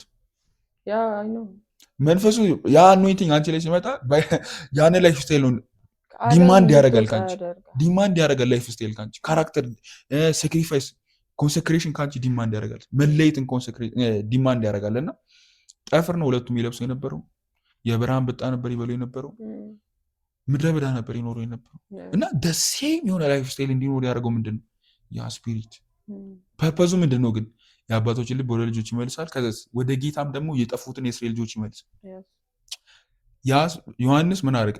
ኦልሬዲ ተወለደ። ከዛ ልጁ ማደገ በመንፈስም ጠነከረ ይልና ወደ ምድረ በዳ ሄደ። ገና ትንሽ እድግ ሲል በመንፈስ ስትሮንግ ሲሆን ወደ ምድረ በዳ ሄደ። ሶሻል ላይፍ የለም፣ የራስ ህይወት የለም። ኢንጆይ ላርግ፣ የምፈልገውን ላርግ፣ ስራ ለስራ ገንዘብ ላገኝ የለም። ይሄ እኮ ለእግዚአብሔር ያላቸውን ቅናት ነው። ህይወታቸውን ምንም እንደ ተራ አይቆጥሯት። በቃ ይሄ ሰው እኮ በጨለማ ዓለም እኮ ህይወቱን እኮ ነፍሱን እኮ ይሸጣል። ስለዚህ ከዛ በኋላ ኦልሬዲ የራሱ ህይወት አይኖርም። ለእግዚአብሔርም ደግሞ እነዚህ ሰዎች ራሳቸውን ሰክሪፋይስ አድርገው ነፍሳቸውን አሳልፎ ሰጡ። ስለዚህ ጌታ እስኪመጣ ድረስ መንገድ ይጠርግ ነበር እና ኢየሱስም በ6 ወር ነው የሚበልጠው። የ6 ወር ጋፕ ነው ያላቸውና አገልግሎት እስኪጀምር ድረስ ምድረ በዳ ኖረ የለን። እንዴት ሰው አይደለ እንዴ? እንዴት ምድረ በዳ ይኖር? እኛ እኮ እዚህ በደምብ ተመቻችቶ እየኖርን እኮ የምናማርር፣ እሱስ ምድረ በዳ ነው የሚኖር። ፋሚሊ የለ፣ ምን የለ፣ ኮንፈርተብል የሆነ ነገር የለም። ሀሩር ፀሐይ ነው፣ ቤት የለም። ፓላስ ውስጥ አይደለም የሚኖረው፣ ተራራ ላይ ነው የሚኖረው፣ ምድረ በዳ ነው የሚኖረው። ሰክሪፋይ አድርጎ ለእግዚአብሔር ከጌታ ጋር ያለው ፌሎሺፕ ዲፕ ነበር። ከዛስ ንስሐ ብሎ እየተሰበከ መጣ። ተመለሱ። ኢንፍሉዌንሱ ኪንጉ ራሱ ይፈራው ነበር ይላል። እሱ ምድረ በዳ ሆኖ ከከተማ ወደ ምድረ በዳ ይመጡ ነበር። ኢቨን ከእንትኑ ከካራክተሩ የተነሳ ወይም ከሚናገረው ከሚያደርገው የተነሳ ጻድቅ ሰው ስለነበር አንተ ክርስቶስ ነህን ሁላ ብለው እኮ ጠይቀው። ፓወሩ ኢንፍሉዌንሱ ሂ ኢዝ ማይቲ እና መሲነ ነብዩ ኤልያስ ነው ምናምን ይሉታል። ኖ ኖ ኖ እኔ በኢሳያስ መጽሐፍ እንደተጻፈ ሰውየው ራሱ ነው ያገኘው። አግኝቶ ፐርፐዝ ነው ኦልሬዲ ፕሮፌሲ ተነግሯል። አሁን እኛም ኢን ታይም ሪቨርስ ስንል ለራሳችን አግኝተናል። እግዚአብሔር ደግሞ ከነሱ የበለጠ ክብር በእኛ እንደሚገልጽ ኦልሬዲ ፕሮፌሲ ተናግሯል። ከዛስ ተጽፎ እንደነበር በምድረ በዳ የሚጮህ ድምፅ ነኝ፣ የጌታ መንገድ አቅኑ፣ ተራራው ዝቅ ይበል፣ ኮረብታው ደግሞ ከፍ ይበል ብሎ ልብ ማዘጋጅ የሰው ልብ ማዘጋጅ ለጌታ ከኔ ኋላ የሚመጣል እያለ ለስንት ዓመት ሰበከ። እሱ ሲመጣስ ሀምብል አደረገ ራሱ። ሊጠመቅ ኢየሱስ ሲመጣ እኔ እኮ በአንተ ነው መጠመቅ የሚገባኝ ሲል ጽድቅ ልንፈጽም ይገባል እና ሂዩሚሊቲው ሳክሪፋዩ ፋስቲንግ። ለዛ ነው ዮሐንስ ምግብ ሳይበላ መጣ፣ እናንተም አውሬ ነው አላችሁት፣ እኔ ደግሞ ምግብ እየበላው መጣው፣ እኔንም ደግሞ ትቃወሙኛላችሁ ብሎ ኢየሱስ ተናግሯል። ምን ማለት ነው? ኤልያስ ፋስት የሚያደርግ ሰው ነበር፣ ምግብ አይበላም። አንበጣ እኮ አስቢ፣ ጤነኛ አይደለሽም እንደ አንበጣ የሚያስበል ግን ካራክተሩን ቢውልድ ያደረገ ሆሊነስ ምናምን በቃ የሚገለጥባቸው ሰዎች ነበሩ። ኢንፍሉዌንሳቸው ያ ግን ከሴክሪፋይስ በኋላ የሚመጣ ስለዚህ ምኑ ሰዎቹ መምጣቶቹ ንስሐ መግባታቸው ሁሉ ምናምን ሪቫይቫሉ ተወልዷል። ምጡ ግን እነሱ የከፈሉት ዋጋ አለ፣ እነሱ የከፈሉት ሴክሪፋይ አለ። ለአመታት ምድረ በዳ መኖር ያ ሁሉ ቻሌንጅ ማለፍ በጌታ ፊት ራሱን ሆሊ ማድረግ የሚያሰክር ነገር አይጠጣም ምን አይልም ራሱ ለእግዚአብሔር ተለይቶ ቀድሶ በእግዚአብሔር ፊት ሰክሪፋይ አድርጓልና ሂዝ ጃይንት። ለዛ ነው በጌታ ፊት ታላቅ ይሆናል። ከሴት እንደተወለደ እንደሱ አይነት የለም ማለት ግን እዚያ ማን መንፈስ ነው የሚሰራበት? የኤልያስ መንፈስ ነው የሚሰራበት። እና ዲስ ኢዝ ቱ ማች በቃ እነዚህ ስታይ ቅናት ውስጥ ይፈጠር። ኦ ፋደር ታዲያ እኔ በዚህ ምድር ላይ ለምዶ ምኖሩ? ለዛ ነው እነ ቦንኪ እንኳን በቅርብ ምናየው እንኳን 100 ሚሊዮን ተራ በቃ አፍሪካ እኮ ጨለማ ውስጥ ነበረች። 100 ሚሊዮን አፍሪካን ሁሉ ዊን እንዲያደርጉ ዓለምን ሁሉ በወንጌል እንዲደርሱ ያደረጋቸው ቅናት ነበራቸው። ጌታዊ ነፍሳትን ስጠኝ ወይ ግደለኝ የሚሉ ሰዎች ነበሩ። መሞት አልፈልግም በቃ ለአንተ ቀናው የሚሉ ሰዎች ነበሩና ዳይ አር ማይቲ ያው እስከዛሬ እናወራላቸው። ሄቨን ደግሞ ለዘላለም ወደ ጽድቅ የሚመልሱ ይላል ዳንኤል ላይ እንደ ኮከብ ለዘላለም ይደምቃሉ። እዚህ ብቻ አይደለም ሄቨን ሪዋርዳቸው ራሱ ቱማስ ለዘላለም ሻይን እያደረጉ ነው የሚኖሩትና ዲስ ኢዝ አንቢሊቨብል። በጣም በቃ ፓወርፉል ከሆኑ ሰዎች መካከል ዮሐንስ ነበር። ያው እንዳልከው ነው። ዮሐንስም እንደዛው ሪቫይቫሊስት ነው። ብዙዎች በዛ ሰዓት እኮ ኢቭን የዮሐንስን ጥምቀት ይጠመቁ ነበር። ዮሐንስ ጥምቀት ማለት የንስሐ ጥምቀት ማለት ነው። የንስሐ ጥምቀት ነው የሚጠመቁት ያው ለመዘጋጀት ነው። ሪል ሪደምሽን አይደለም፣ ግን ለዛ ኢየሱስ ለሚመጣው ነገር ያዘጋጃቸው ነበር። ከዛ ደግሞ ምን ያደርጋል ይነግራቸው ነበር። እኔ በውሃ ጠምቃቸዋለሁ አለ። ግን ደግሞ ሲመጣ ከኔ ኋላ የሚመጣው ግን እርሱ በመንፈስ ቅዱስና በእሳት ያጠምቃቸዋል ይላቸዋል። በምን አወቀ ደግሞ እንደሚመጣሱ? ኦልሬዲ በመንፈስ ቅዱስ የሚመራ ሰው ምን ያህል እርግጠኛ ነበር? ሆሊ ስፒሪት አይደል የሚመራ? ፕሮፌሲ እኮ ተነግሯል እኮ ሆድ ውስጥ እያለ መንፈስ ቅዱስ ነው የተሞላ። ስለዚህ ኦልሬዲ ይነግራቸው ነበረ የሚመጣ ከኔ በኋላ የሚመጣ አለ፣ ሪዲም ያደርገን ለዘላለም ከኃጢአት የሚያነጻን ለጊዜያዊ ትሪትመንት ሳይሆን የምንደረገው ፉል የሆነ ፈውስ ነው የምናገኝበት ፐርሰን ይመጣል፣ እሱ ክራይስት ነው እያለ ይነግራቸው ነበረ። በዛ ውስጥም ራሱ ብዙ ሪቫይቫል እንዳስነሳ የምታውቀው የሚከተሉት ሰዎች ነበሩ። ብዙዎች ከኃጢአት ይመለሱ ነበር፣ ለሌሊ እንኳን ይመለሱ ነበር። በቃ ከኃጢአታቸው ንስሐ ይገባሉ። መሲሁ እንኳን እንደሆነ ስለ ኢየሱስም እየሰሙ ራሳቸውን ያዘጋጁ ነበር። ልክ ኢየሱስ ሲመጣ ብዙ አልከበደውም። ኦልሬዲ መንገድ መጀመሪያም አዘጋጅቶለታል። ደቀ መዛሙርቶቹም አብዛኛውም የዮሐንስ ነበርኩ የኢየሱስ የሆኑት ቀጥ ከዛ ኢየሱስ መጣ። ኢየሱስ ከመጣ በኋላ ደግሞ ደሪል ሪቫይቫሊስት ነው ኢየሱስ፣ ፉል የሆነ ሰው። አሁን ኢየሱስ ሲመጣ ኦልሬዲ በመንፈስ ለተወሰነ ጊዜ አይደለም ነው ኦልሬዲ በቃ ሪቫይቭ አደረገ። በአዳም ይሄ ሁለተኛው አዳም ክርስቶስ ይባላል። እሱ ምንድነው ያደረገው? በአዳም ገና መጀመሪያ ላይ የእግዚአብሔር ክብር ሁሉ ኃጢአትን ሰርቷል፣ የእግዚአብሔርም ክብር ጎሎታል የተባለውን ሰው በክብር እንዲሞላ ያደረገው ፐርሰን ክራይስት ነው። እሱስ ብሉይ ኪዳን ላይ ያሉ ሪቫይቫሊስቶችን በሙሉ ስለሱ ሲናገሩለት የነበረ ፐርሰን ነው። የእግዚአብሔር ልጅ ነው፣ ፍጹም ሰው ፍጹም አምላክ ነው። መጣና ከዛ ምን አደረገ? በእሳትና በመንፈስ ቅዱስ ያጠምቃቸዋል። ስለዚህ ሪዲምድ ነው ያደረገ። ኦልሬዲ በኃጢአት ጠፍተን ነበር፣ ከእግዚአብሔር ጋር የነበረውን ፌሎሺፕ ጠፍቶ ነበረ፣ መንፈሳችን ዴድ ነበር። ኦልሬዲ እግዚአብሔርን ኮሚኒኬት የምታደርገው ፊዚካል በሆነ ነገር እንጂ ኢን ስፒሪት አልነበረም። መንፈስ ቅዱስ የለያቸው ሰዎች ብቻ ነው እኮ ኢቨን ሆሊ ስፒሪትን ይሞሉ የነበረው እንጂ ሁሉም ሰው ሆሊ ስፒሪትን መቀበል አይችልም። ኢየሱስ ሞቶ ከተነሳ በኋላ ኃጢአታችንን ከወሰደ በኋላ ጽድቁን ከሰጠን በኋላ ከዛስ ኃጢአት ሆነ ይላል አይደል? ሙሉ ለሙሉ የዓለምን ኃጢአት ወሰደና ጽድቁን ለዓለም ሰጠ። ከዛስ ኃጢአት ሆኖ ያን ኃጢአት ምን አደረገው? ሰቀለው ይላል። ገሎት ሞትን ድል አድርጎ ሲነሳ ቅድም ምን ብለናቸዋል? ሪቫይቫል ማለት ባክ ቱ ላይፍ ማለት ሞተ። የሞተው የእኛን ሞት ለማሳየት ነው። ከዛ 3 ቀን ቆየና ሞትን ድል አድርጎ በእግዚአብሔር አስነሳው።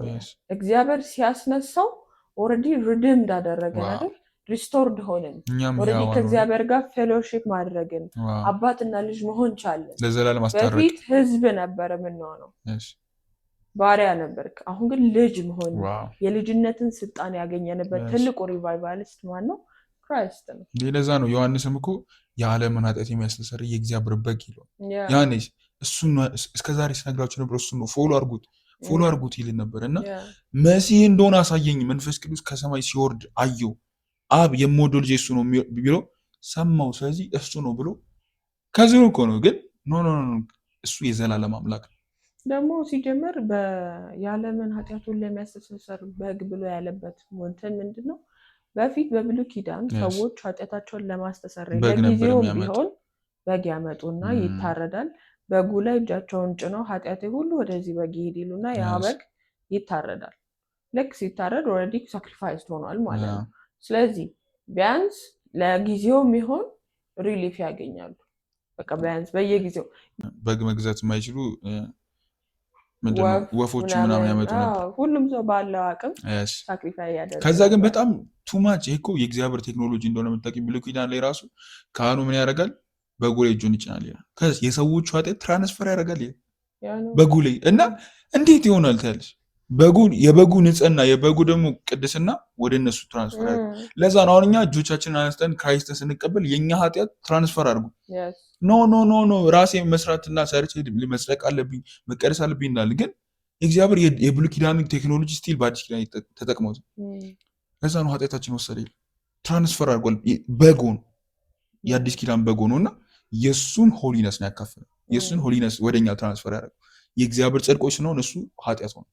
ለዛ ነው አሁን በአዲስ ኪዳን ሰዎች ልክ ጌታን ኦልሬዲ ሲገባቸው እውነት ሲገባቸው ወንጌል ማለት እግዚአብሔር ራሱ እንደተቀበለ በክራይስት ሪዲም እንዳደረገ እግዚአብሔር ለእኛ ጽድቅ እንዳዘጋጀልን በስራ ሳይሆን ክርስቶስን በማመን ክርስቶስ የሰራውን ለምሳሌ መወለዱ ከዛ ደግሞ ኃጢአትን የእኛን ኃጢአት መቀበሉ ከዛ መሞቱ ከዛ ደግሞ በሶስተኛው ቀን መነሳቱ ሞትን ድል ማድረጉን ሰው አምኖ ወይም አውቆ ልክ ራሱን ሰሜት ሲያደርግ እጅ ያነሳል አይደል? እጃችን አንሱና ይባላል። ከዛ ኃጢአትን ዓለምን ክጃለሁ ኦልሬዲ ክራይስት የሰራልኝን አይብልኝ ስለዚህ እናገራለሁ ደግሞ መሰክራለሁ። ልክ እንደሚለው ያኔ በብሉይ ኪዳን ምን ያደርጋሉ?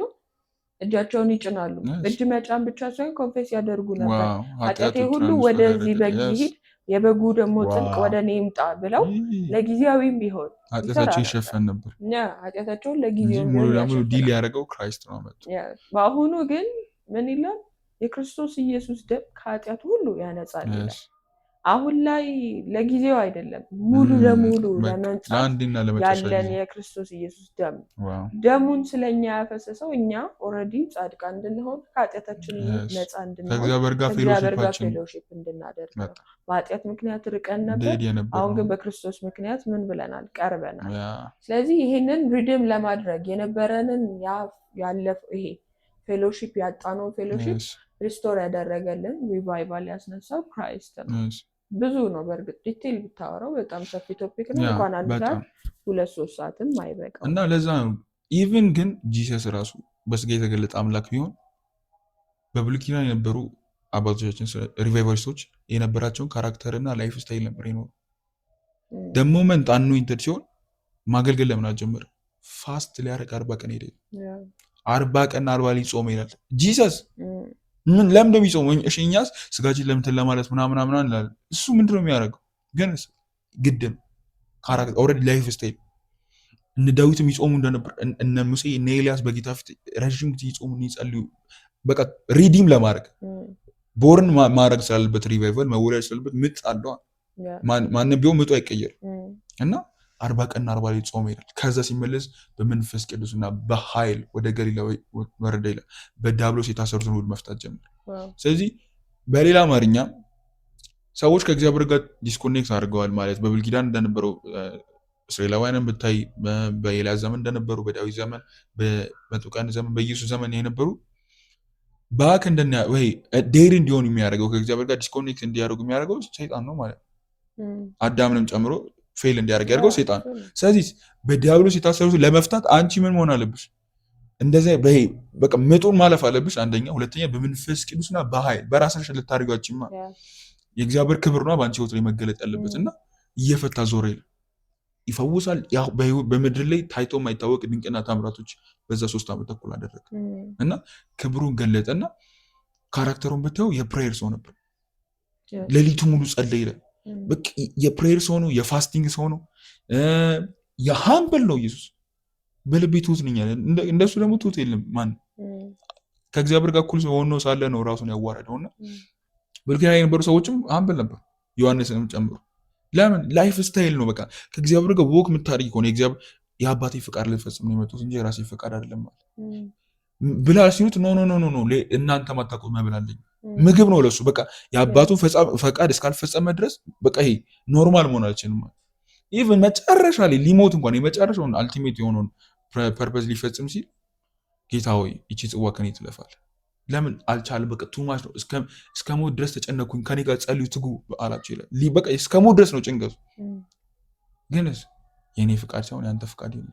ለምን ዊሉን አሳልፎ ነው የመጣው። ራሱን ባሪያ አድርጎ ነው የመጣው ጂሰስ። ለእግዚአብሔር ሰሬ እንዳርጓል ዊሉን እና ሌሎቹን ብታቸው ለእግዚአብሔር ራሳቸው ሰሬ እንዲያደርጉ ናቸው። የእግዚአብሔር ፈቃድ ነው ምድር ላይ ፈጽሞ ሄዱ። የእግዚአብሔር ፈቃድ አገልግሎ ዳዊት በዘመኑ አለፈ ይላል። ሁሉም እንዳለ ዊል ኦፍ ጋድ ነው እንጂ የራሳቸው ዊል አይደለም። ከዛስ በቃ እሺ ያንተ ፈቃድ ይሁን ብሎ ያንን ፕሮሰስ አለፈ። መከረው ከሙታን ከተነሳ በኋላ መጣ ይላል ወደ ሐዋርያቶች። አሁን ወደ ሐዋርያቶች ጋር እየሄድን ነው እና ሐዋርያትም መጣና ነገራቸው። ኦልሬዲ ከሙታን ተነስቻለሁ፣ ኤቭሪቲንግ ድል አድርጋለሁ፣ አለቅነትና ስልጣናትን ገፍቻለሁ። ሰይጣን ወይም ይሄ የሰይጣን መዋቅር አለ፣ አለቅነት፣ ስልጣናት ምናምን እነሱ ነበር ሰዎችን ሁሉ ባሪያ አድርገው እስከዛሬ ነው። እነሱ ግን ዊን አድርጋለሁ። ከሙታን ከመነሳቱ በፊት ኢየሱስ ሲያገለግል ወደ አሕዛብ እንዳትሄዱ ይላቸው ነበር፣ ወንጌል እንዲሰብኩ።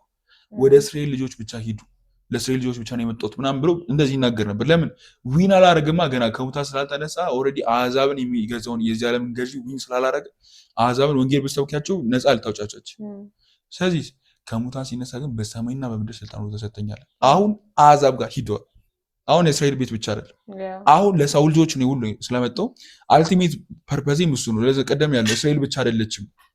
አልቲሜት ፐርፐዝ የእግዚአብሔር በእስራኤል በኩል ግን ራሱን መግለጥ ነው የሚፈልገው ለዓለም ሁሉ ያልነውና ከሙታን ተነሳና መጣ። መጽሐፍትን እየተረጎመ ነገራቸው ስለሱ። በብሉይ ኪዳን ላይ የተጻፈውን ፕሮፌሲ፣ ላይፍ ስታይሉን፣ እነ ሙሴ የኖሩትን ላይፍ፣ ሁሉንም እነ ዳዊት የተናገሩትን ፕሮፌሲ ምናምን ጻድቁን ሲኦል አትተውም፣ ስጋው አልበሰበስም ምናምን የሚለው እንዳል ከሙታን መነሳቱን በብዙ ማስረጃ የእግዚአብሔር መንግስት ነገራቸው ይላል። 40 ቀን ልክ ልሄድ ሲል ግን አንድ ነገር ተናገር። በጣም እኔ ሁሌ በቃ ይገርምኛል፣ ሁሌ ኢንስፓየር ያደርገኛል፣ ሁሌ በቃ ዚል እንዲኖረኝ ያደርጋል ለጌታ። እና ምን አለ? አልሰማችሁም ወይ ይላል ሐዋርያት ሥራ ምዕራፍ 1 ላይ ዮሐንስ በውሃ አጥምቆ እንደነበረ ዮሐንስ የተናገረውን አለ። ምንድነው ዮሐንስ የተናገረው? እኔ በውሃ አጠምቃለሁ፣ የሚመጣው በእሳትና በመንፈስ ቅዱስ ያጠምቃቸዋል። አልሰማችሁም ወይ አለ። አዎ ኦልሬዲ ሰምተዋል፣ እነሱ ያውቁታል የዮሐንስን ስቴትመንት።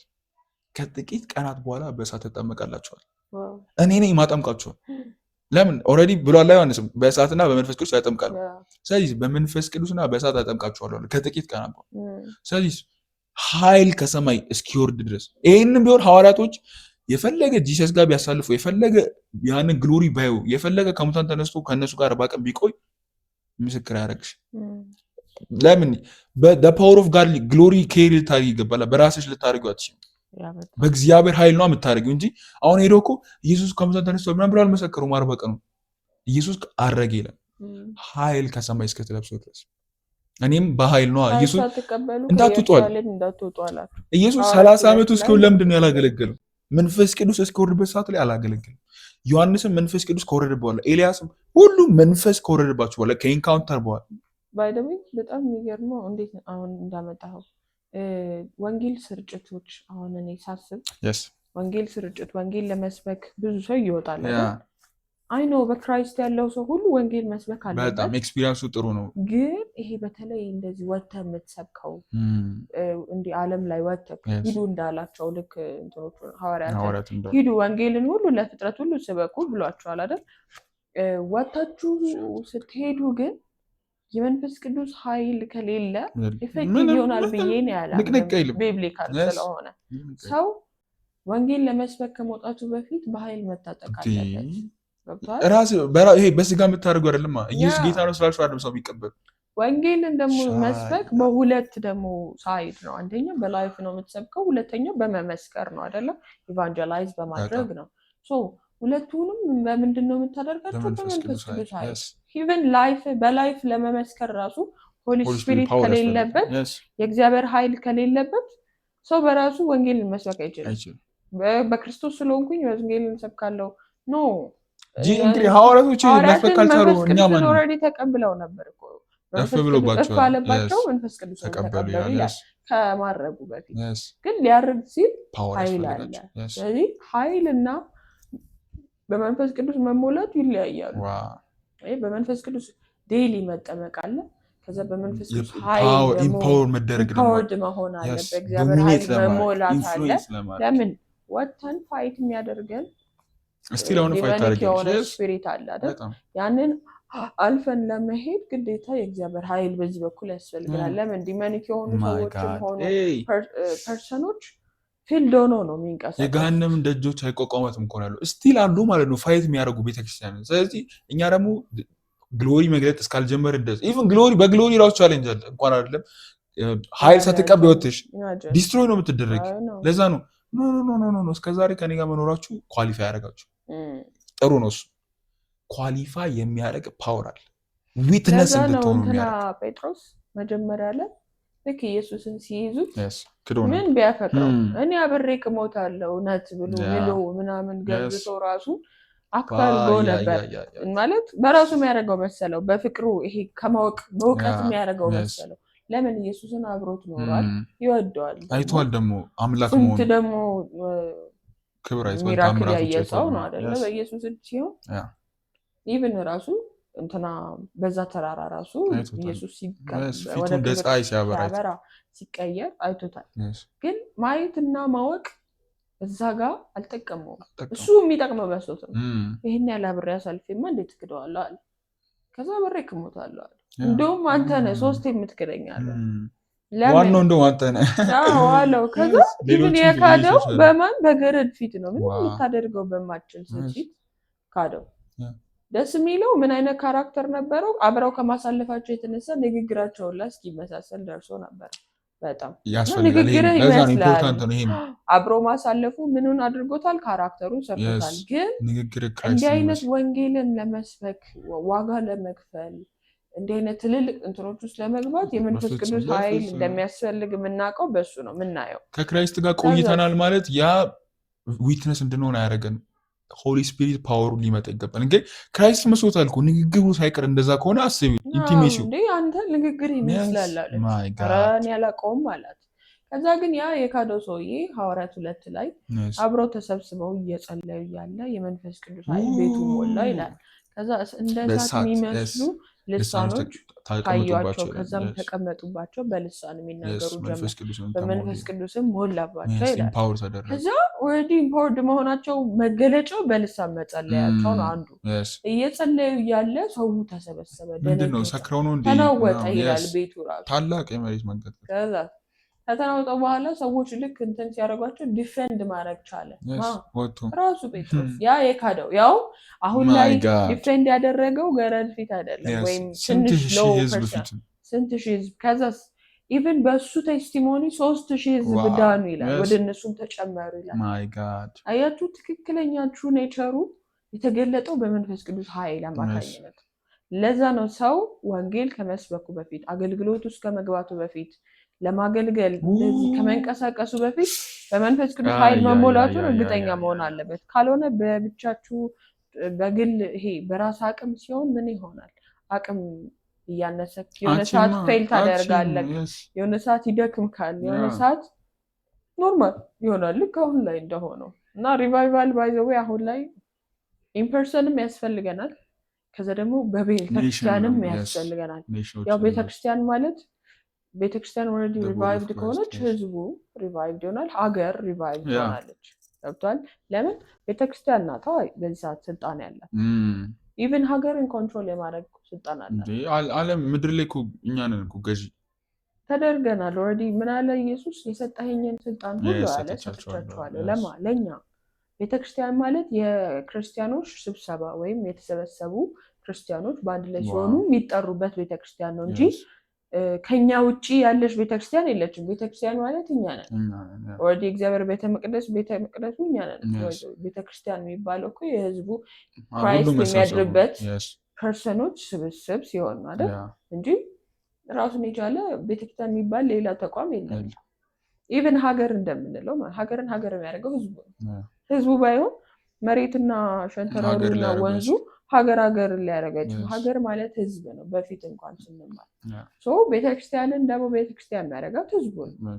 የእግዚአብሔር ቤተ መቅደስ ስለዚህ ቤተክርስቲያን ሪቫይቭ ማድረግ አለበት ስንል ህዝቡ ሪቫይቭ ማድረግ አለበት። ኢምፐርሰናሊ ፐርሰናሊ ሪቫይቭ ሁሉም ሰው ሲያደርግ በቤተክርስቲያንም ደግሞ በህብረትም ሪቫይቭ ይኖራል። ከዛ ቤተክርስቲያን ደግሞ ሞር ኢምፖርት ስትሆን ወደ ሀገር ወደ አህዛብ ምን ይሆናል ኢንፍሉዌንስ ያደርጋል። አሁን ሰውም ነገሩም እየተገለበጠ ያለው ሰው እዚህ ጋር ኢምፓወርድ ሳይሆን እዚህ ጋር ራሱ ሪቫይቭ ሳያደርግ ከመንፈስ ቅዱስ ኢንፍሉዌንስ ማድረግ ይፈልጋል። እዛ እየሞከረ ነው። ኢንፍሉዌንስ እየተደረግን እንጂ ኢንፍሉዌንስ እያደረግን አይደለም። እና በጣም የሚያሳዝነው ፓርት እሱ ነውና የፈለገ ለዛ ነው አንድ ሰው ሲናገር በጣም በቃ የነከኝና ለዚህም ይሄንን ጌታ አውሩ ብሎኝ ይሄንን ነገር ሰማው እያስተማረ ነበርና ካራክተራችሁ ክራይስት ላይክ ሆኗል ማለት ትራንስፎርምድ ክርስቲያን ሆናችኋል ማለት ከክብር ወደ ክብር የሚለወጥ ይሄ ካራክተራችሁ እሱ መስሏል ማለት በቂ ናችሁ ማለት አይደል። ኢምፖርት አደረጋላችሁ ሰዎችን እናንተ ያላችሁ በሌቭል ላይ ኢንፍሉዌንስ ታደርጋላችሁ ማለት አይደል። ይሄ ኢምፓወር መደረግ አለባችኋል። እና አስቢ ሙሴ 80 ዓመት ጠብቀው እነ ኤልያስ አመታቱ አይታወቅም። ኤልያስ ግን ረጅም ጊዜ ይጠብቃል። ካረጀ በኋላ ነው ኢቭን ኤልያስን አይቼዋለሁ ምናምን ሲል እስኪ ፂማም ነው ፀጉሩ ነጭ ነው ምናምን ሸምግሏል ማለት ነው። ኢየሱስ 30 ዓመት ጠብቆ እነ ዮሐንስም እነሱም ስንት ዓመት ጠብቆ ምድረ በዳ ይኖረው እኮ ለምንድን ነው? ትራንስፎርም መሆን ብቻ አይደለም። ኢምፓወር ደግሞ የምትደረጊው ትራንስፎርም ከሆንሽ በኋላ ትራንስፎርም ኢምፓወር ተደረገች ትራንስፎርም ካልተደረገች ምንም ጥቅም የለውም። ለዛ ነው ኢየሱስም 3 ዓመት ከምናምን ያስተማራቸው እኮ ትራንስፎርም እንዲሆኑ ላይፍ ስታይላቸው። ከዛ ግን ኢምፓወር መደረግ አለባቸው። አንድ እግዚአብሔር ሰው ብታዩ ዳዊትም 30 ዓመት እስኪሆን ጠብቆ ኪንግ ለሙ በ16 ዓመቱ ጎልያድን ቢጥልም ከዛ በኋላ ግን ስንት ዓመት ተቀብቶ ወደ እረኞቹ ሄደ ይላል። በፍጹም እና ሰው ብድግ ብሎ አሁን ጌታን ተቀብሎ ወጥቶ ኢንፍሉዌንስ ማድረግ ይፈልግ ኖ ስንት ዓመት መጠበቅ አለብሽ ኢምፓወር እስክትደረጊ ድረስ። ይህ ማለት ዛውን አለ አንዳንዴ ቀኝ መስማት ጥሩ ነው። አሁን ታይም መጠበቅ አለብን ሲባል አንዳንድ ሰው ደግሞ እንትን ያደርገዋል ታውቃለህ። በጣም ቱማች እንትን ውስጥ ይገባል፣ ሌትነስ ውስጥ ይገባል። ትክክለኛ እግዚአብሔር ያሰበበት መንፈስ ቅዱስ ራሱ ታይሙን ሊድ ሊያደርጋችሁ የሚገባ ኦልሬዲ በመንፈስ ቅዱስ አማካኝነት ልክ እንትና እኮ እንደሆነ ነው። ኢየሱስ 40 ቀንና 40 ሌሊት ሊጾም የሄደው በመንፈስ ቅዱስ ምሪት እንጂ ራሱ ፈልጎ አይደለም። መንፈስ ቅዱስ ይምራችሁ። ዋናው ነገር መንፈስ ቅዱስ ይምራህ እንጂ ኢየሱስ 30 ዓመት ስለሆነው እኔ በ23 ዓመት ማገልገል አልችልም ማለት አይደለም። አያችሁ ለእያንዳንዱ ሰው የተለያየ ታይም ይለያያል። ግን እስቲ ያለ ታይም ነው። ታይሙን የሚወስነው በእናንተ ውስጥ ያለው መንፈስ ቅዱስ። ያ መንፈስ ቅዱስ በሰማችሁት ሰዓት ከዛስ ደግሞ በጣም የሚገርመኝ እኔ አሁን መሰራት ወይም ደግሞ አሁን እንዳልከው ነው መሰራት ማለት ነው። መሰራት it takes time ለምን በአንድ ቀን በአንድ ነገር የሚሆን አይደለም። ግን ታይሙን የምናረዝመው የምናሳጥረውን እኛ ነን ብዬ አምናለሁ። አሁን ላይ ሰው ሪቫይቫል ለማስነሳት እስጎነ ተይቅ አሁን 10 ዓመት 20 ዓመት ብሎ ኤክስፔክት ሊያደርግ ይችላል። ካራክተሩን ቶሎ ከሰራ ግን ሊቀርብ ይችላል። እግዚአብሔር ከእንትኑ ጋር ችግር የለበትም። አሁን ከኛ መሰራት አለመሰራት ዝግጁ መሆን አለመሆን ጋር እንጂ እግዚአብሔር ክብሩን የመግለጽ ያለ መግለጽ አይ 2001 ላይ አልገልጽም 2010 ላይ ነው ሚል እግዚአብሔር አይደለም። ከኛ ፐርሰናሊቲ ከኛ መሰራት ከኛ መንቃት ከኛ ራሳችንን በደንብ አድርገን ከመስራት ለዛ ነው ምሳሌ ላይ ይወሰናል። የሰው የልብ መዘጋጀት ከሰው ነው፣ የአንደበት መልስ ግን ከእግዚአብሔር ነው። ስለዚህ ፕሪፔር ማድረግ አለ። 5 ዓመት ሊሆን ይችላል የሰራው የ10 ዓመቱን ወደ 5 ማምጣት ይችላል። ትልቁ ደግሞ ከመንፈስ ቅዱስ ጋር ዴይሊ ፌሎሺፕ ማድረግ የሚጠቅመን ጊዜያችን እንዳይበላ ያደርጋል። ታይም በጣም ዌስት አናደርግ። መንፈስ ቅዱስ በ5 ዓመት በራሳችሁ ብትገቡበትን በመንፈስ ቅዱስ ምሪት በ2 ዓመት ትገቡበታላችሁ። እኔ በራሴ ስለማውቅ እኔ በራሴ ኤክስፒሪየንስ ያደረኩት ነገር ቢኖር ሰው 25 26 27 ዓመቱ ላይ ሊያገኘው የሚችለውን ካፓቢሊቲ አቅም አሁን ላይ አለኝ። ገብቷል። ግን ያንን 2-3 ዓመታት እንዲቀነስልኝ ያደረገው የመንፈስ ቅዱስ ድምጽ ነው። ከመንፈስ ቅዱስ ጋር ያለኝ ፌሎሺፕ ነው። ራሴንም ሰሜት ማድረጌ ነው። ለምን ራሴን በራሴ መስራት አልችልም። መንፈስ ቅዱስ እንዲሰራኝ ግን ራሴን ፍቃዴን መስጠት ነበረብኝ። መንፈስ ቅዱስ አይቶልም ነገረኝ። በቃ አንቺ ማሳጠር ትችያለሽ። ፕሮፌሲ ለምሳሌ የተተነበየላችሁ ለ10 ዓመት ቢሆን እናንተ ፕሮፌሲውን 5 ዓመት ላይ ማድረግ ትችላላችሁ። በምን መንፈስ ቅዱስ ምንድነው ማድረግ ያለብኝ? ቶሎ መሰራት ፈልጋለሁ። ስለዚህ አንተ ስራኝ፣ ራሴን አቬለብል አደርጋለሁ። ችግሮች አሉብኝ፣ እነዚህን ችግሮች አንሳልኝ። እኔ እንኳን ማላቀው ችግር ቢኖር መንፈስ ቅዱስ ልክ ያልሆነ ካራክተር እንኳን ቢሆን ይነሳ ብዬ ጸለይኩኝ። በጣም እንደዛ እንትን አደርግ ነበር እና ሳላቀው በፊት የነበረኝ ካራክተር ለካ ለእኔ ልክ ነው፣ ግን መንፈስ ቅዱስ ላለው ለወደፊት ደግሞ እግዚአብሔር ለሚያዘጋጀኝ ለአገልግሎት ልክ አይደለም።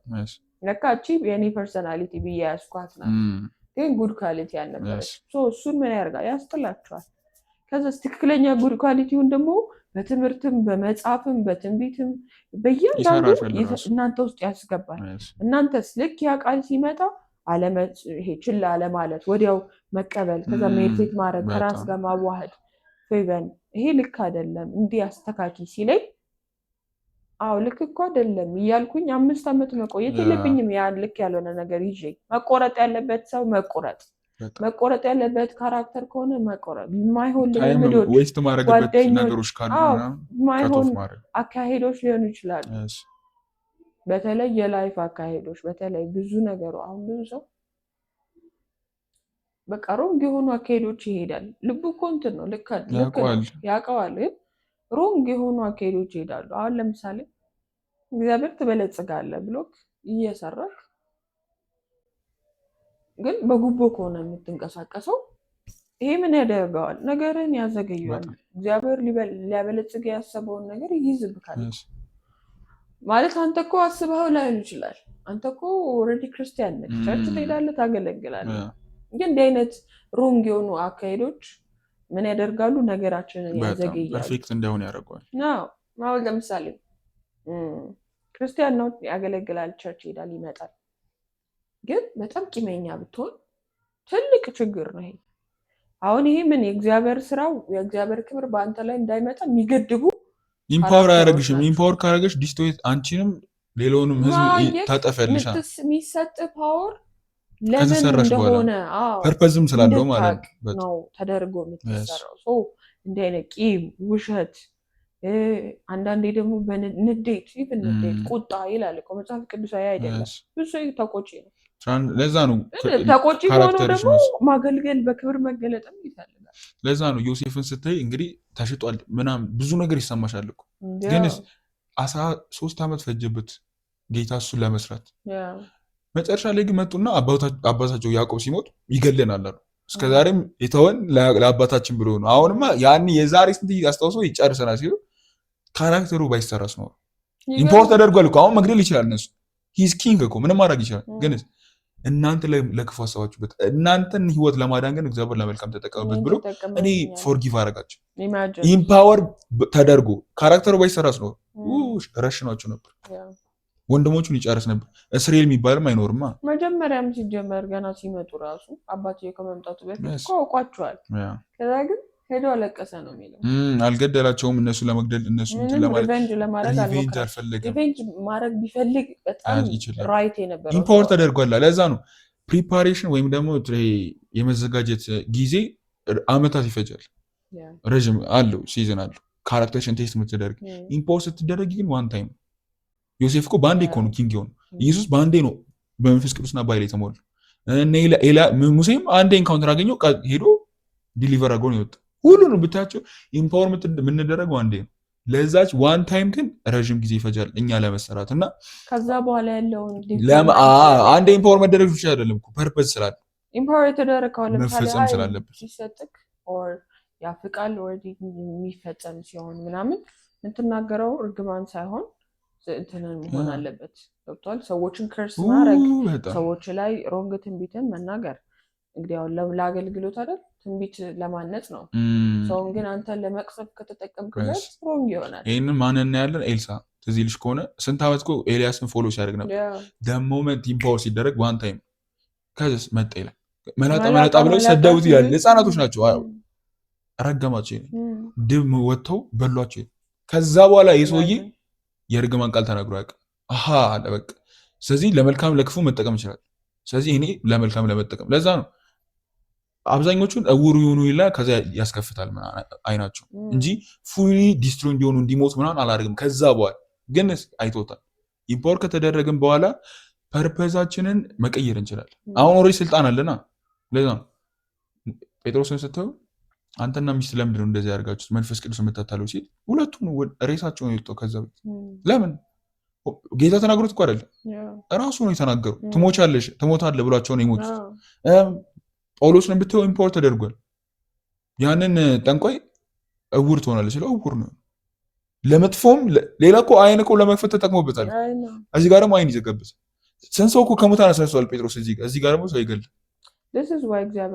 ካራክተርን የሚሰራው በአንድ ኢምፓወር ማያደርገው በቃ ያ ቃላ ዲስትሮይ ነው የምታደርጉት። ህፃን ልጅን ሞተር ናቸው እንትኖች ራሱ ካራክተሮች ብለን እንኳን አንደኛ ትሁታን ነበሩ፣ ትሁቶች ነበሩ። ሁለተኛው ራሳቸውን በጣም ሳክሪፊሻሊ ራሳቸውን የተሰጡ ነበሩ ለእግዚአብሔር ለአገልግሎት ኮንሰክሬት ያደረጉ የተለዩ ናቸው። ከራሳቸው ይልቅ የእግዚአብሔርን ክብር የሚመኙ ሰዎች ነበሩ። ከዛ ደግሞ ለእግዚአብሔር የሚቀኑ ነበሩ።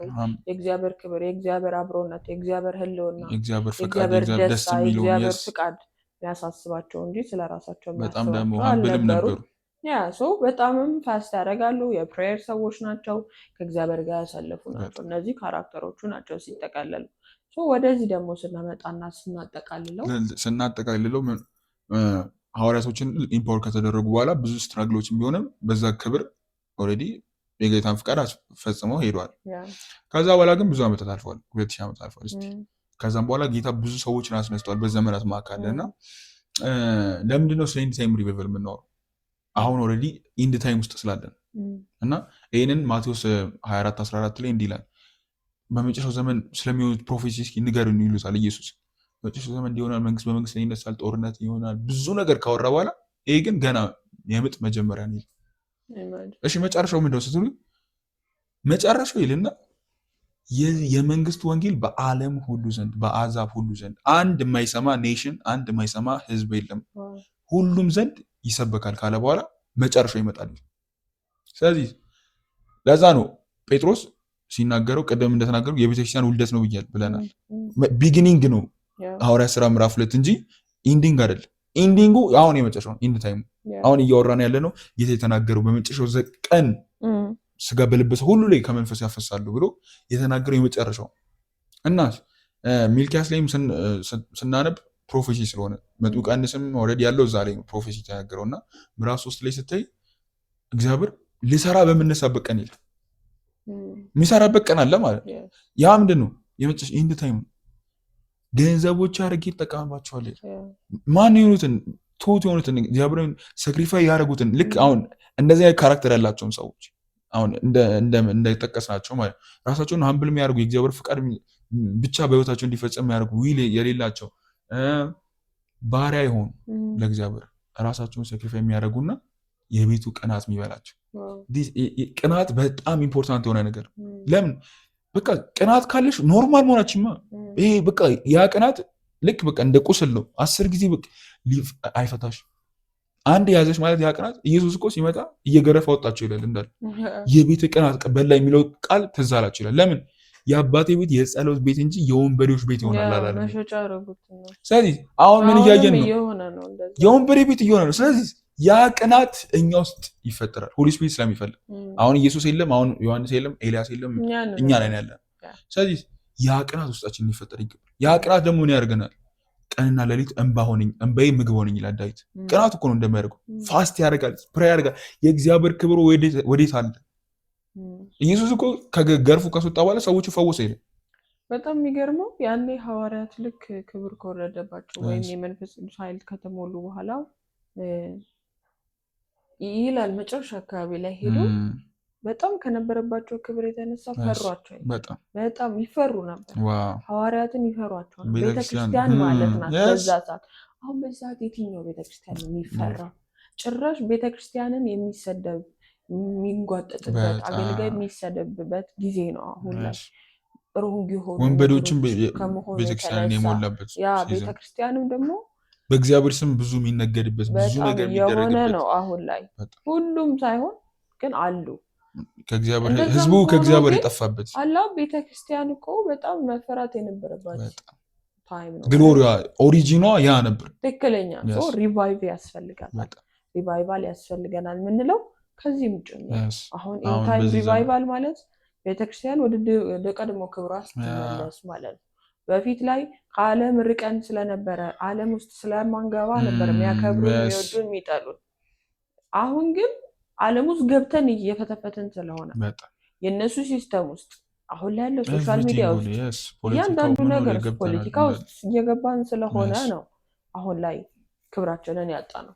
አላረን መፍራት ያለው ጫውነቱን ቢያጣ ድንጋይ ነው የሚሆነው አልጫ ነው ተብሎ ይጣላል ነው የሚሆነው። ስለዚህ ጫውነታችንን አተናል ሪቫይቫል ያስፈልገናል ምንለውና ይሄንን ጌታ ከአመታት ከድሮም ጀምሮ ያወራን ነበርኛ። ያው እኔው 5 years on ጌታ ስለ ሪቫይቫል ሲያወራ ለዛም ነው ፕሪፔር እያደረገኝ ነበር። ይሄንን ፖድካስት የጀመረበት ሪዝን አንዱ ማኒፌስት ማድረግ ስላለበት ነው። እና በብሉይ ኪዳንም ኢሳይያስ 60 ላይ ምን ይላል? ተነሽና አብሪ ይላል። ክብር የእግዚአብሔር ክብር መጥቷልና ባንቺ ላይ ተነሽና አብሪ። ከዛ ምድርን ጨለማ አሕዛብን ድቅድቅ ጨለማ ይሸፍናል፣ በአንቺ ላይ ግን ብርሃን ይወጣል። ስለዚህ we are the solution። አንድ የእግዚአብሔር ሰው ሲናገር ዓለም ላይ እየተፈጠረ ያለው ነገር እየተፈጠረ ያለው ቤተክርስቲያን መጸለይ ስለማትችል ነው፣ ወይም ደግሞ ይሄ ጨውነቷን ስላቆመች ነው፣ ጨውነቷን ስለጣለች ነው ይላልና ስለዚህ we pray fast እስከ ዛሬ በቃ ለአመታት ምናምን እና ሰሞኑን ግን ሜቢ 1 ሳምንት አለፈው መሰለኝ ጌታ ከተናገረኝና እየጸለይኩ ጌታ ስለ ታይም ሪቫይቫል አወራል። ስለ ታይም ሪቫይቫል አወሩ። ለምን ተስፋ ልንሰጥ አይደል? አሁን ትልልቅ የምናውቃቸው እነ ቄስ በሊና እና ሐዋርያው ዳንኤል ትልልቅ የእግዚአብሔር ሰዎች የነበሩ አሁንም ያሉ ስለ ሪቫይቫል ለብዙ ዓመት ፕሮፌሲ ተናግረዋል። እግዚአብሔር በኢትዮጵያ ላይ ሪቫይቫል ይመጣል። ትልልቅ የምናውቃቸው እንኳን አሁን ዓለም ላይ ያሉ ሰዎች እንኳን ስለ ኢትዮጵያ ሪቫይቫል ይነሳል ብለው ተናግረዋል። ፕሮፌሲ ግን ተስፋ ነበር። ጌታ ግን ኦልሬዲ ተነስቷል ነው። አሜን። ኦልሬዲ በቃ ጀምሯል። ከዛሬ ቀን ጀምሮ ይሄንን ለመናገር እንዴት እንደሰኮልኩ አላውቅም። በቃ የወላ ሰዓት ግን ጀስት መስራት ስላለብን አንደርስታንድ እንዲያደርጉ እና ጌታ ምን እንዳደረገልሽ ኤራ ተቀልሻ ኤራ ምን እንደሆነ የእንትን ኤራ ሲዝናል ጌታ ከዚህ በኋላ የግሎሪ ኤራ ነው። አሜን። እና ኦ ማይ ጋድ በቃ ልነግርሽ አልችልም። ያን ቀን ቸርች ነበር ያደርኩት። ሊትራሊ በቃ ሄቨን ነበር ቤት ውስጥ እና ደነገጥኩ። እና ሙሴና ኤልያስ ኤክስፒሪየንስ ያደርጉት የነበረው ይሄን ነበር አልኩ። ለዛ ነው ማን ወደ ተቀደሰው ተራራ ይወጣል ይላል። ጌታን ወጥቼ ነበር አሴንድ አድርጌ ነበር አየሁት። ሊትራሊ በቃ ያ ግሎሪ ነበር። ፊቱን ሲክ እያደረኩ ነበር ሲክ አድርጎኝ ብሎኝ ማለት ነው። እና ጌታ ተናገረኝ ኢን ታይም ሪቫይቫል አሁን ይፈነዳል ያለ። አሁን ያው በዚህ ፖድካስት የኛን ቮይስ ጌታ ተጠቅሞ አሉ ደግሞ ሌላ ጌታ እያዘጋጃቸው አሉ ትውልዶች ደግሞ አሉ እየጸለዩ ፕሪፔር እያደረጉ ጌታ በቃ ይሄ አሰፍስበው እየጠበቁ ያሉ እኛ ብቻ አይደለም። ለምን ይሄ የመጨረሻው ዘመን ሪቫይቫል አንድ ሰው አይደለም የሚነሳ ጌታ በየጓዳ አለ በቃ እያዘጋጃቸው አሉ። እና አንድ ሰው አይደለም ልክ እንደ ዮሐንስ እንደ መጥምቁ ዮሐንስ እንዴ ኤልያስ እኮ እኔ ብቻ ቀረው ሲሉ ኖ አንተ ማታውቃቸው 7000 ቅሬቶች አሉኛል። ስለዚህ አሉ አሁንም በጌታ ፊት የሚያለቅሱ አሉ ስለዚህ ሪቫይቫል። ለዛ ነው ሙሉን ማናጠቃለሉ ቸርች ጠፍታለች ምናምን ማለት አሉ በጌታ ፊት የሚያለቅሱ ጌታዊ ክብሬ ታለ ብለው የሚጸልዩና ጌታ ግን ይሄንን አናውንስ እንድናደርግ መርጦናል። we are chosen እና ግሎሪ ኤራ ከዛሬ ጀምሮ ጀምሯል። ከዚህ ፖድካስት ጀምሮ ያለኝ እንደውም ያን ቀን ከዚህ ጀምሮ ከዚህ በኋላ ግሎሪ ኤራ ነው። አሜን። ክብሬ በኃይል የሚገለጥበት ኔሽኖች በቃ ይሄ የተናገረው ፕሮፌሲ ኔሽኖች የመንግስት ወንጌል በአሕዛብ ሁሉ ዘንድ የሚሰበክበት የእግዚአብሔር ቤተክርስቲያን የምትከበርበት ሪቫይቭ አድርጋ ግሎሪዋ የሚገለጥበት እና አሁን ቤተክርስቲያን የት ነው ያለችው? ከተራራው ስር ነው ያለችው። ትዝ ይልሽ ከሆነ ሙሴ እግዚአብሔር ሚት እንዲያደርጉት አመጣቸው። ትሩ የሆነ አምላክ ሌላ ጣዖት እንዳያመልኩ ማለት እና ደግሞ ምን እግዚአብሔር ሲናገር አልፈልግም አሉ። በፍጹም መስማት አልፈልግም። መካከለኛ ሙሴ በአንተ በኩል ይናገራል፣ አንተ ጌታ እንዲናገር አንፈልግም። ፌስ ቱ ፌስ ሚት ማድረግ አንፈልግ ማለት ትሩ ጋድ። ለዛ ነው እዛው ህግ ላይ ምን አላቸው? ከአምላክ ይኸው ሲገለጥ አይተዋል። በዛ የተከበረ ተራራ ግሎሪው ሲገለጥ አይተዋል። ገና እግሩ ሲረግጥ ተራራው ጨሰ ይላል። ሊሸከመው የማይችለውን ክብር አይተዋል። ሌላ ጣዖት ከሱ ጋር ሌላ አምላክ እንዳታመልክ ይላል። አጠገቡ ሌላ ጣዖት እንዳታደርግ ይላል። እና እግዚአብሔር ግን ምን አለ? 70 ሽማግሌዎች መረጥሽ፣ በቃ ህዝቡን የሚወክላል። ከሙሴ ጋር ውጡና ፌስ ቱ ፌስ ከኔ ጋር ምግብ ብሎ ወጡና ከእግዚአብሔር ጋር አትበሩ የእግዚአብሔርም ግሎሪ አዩ ይል እግሩን አዩት ይላል። ከዛስ ይሄ አስፋልት አዩ ይል እና የሆነ ሰምፔር መሰለኝ ብቻ የሆነ የዳይመንድ እንትን ነበር የገለጸውና ሳየው ሰማያዊ ዳይመንድ ነበር ምንጣፉ ራሱ አስፋልቱም ሰማያዊ ዳይመንድ ነበር። እግሩንም አዩ ይላል። የእግዚአብሔር ግሎሪ አዩ ከእግዚአብሔር ጋር ፊት ለፊት በሉ ይላል። ኢየሱስ በአዲስ ኪዳን እመጣና አንኳኳለሁ የሚከፍትልኝ አለ ከሱ ጋር ገብቼ ምግብ እበላለሁ። ፌሎሺፕ ነው የሚፈልገው እሱ ከመጀመሪያውም ጀምሮ ህብረት ነው የሚፈልገው እና ጌታ ብሎኛል ሕያው አምላኬ እግዚአብሔር ምስክሬ ነው ብላችሁ የእግዚአብሔር ክብር ይገለጣል።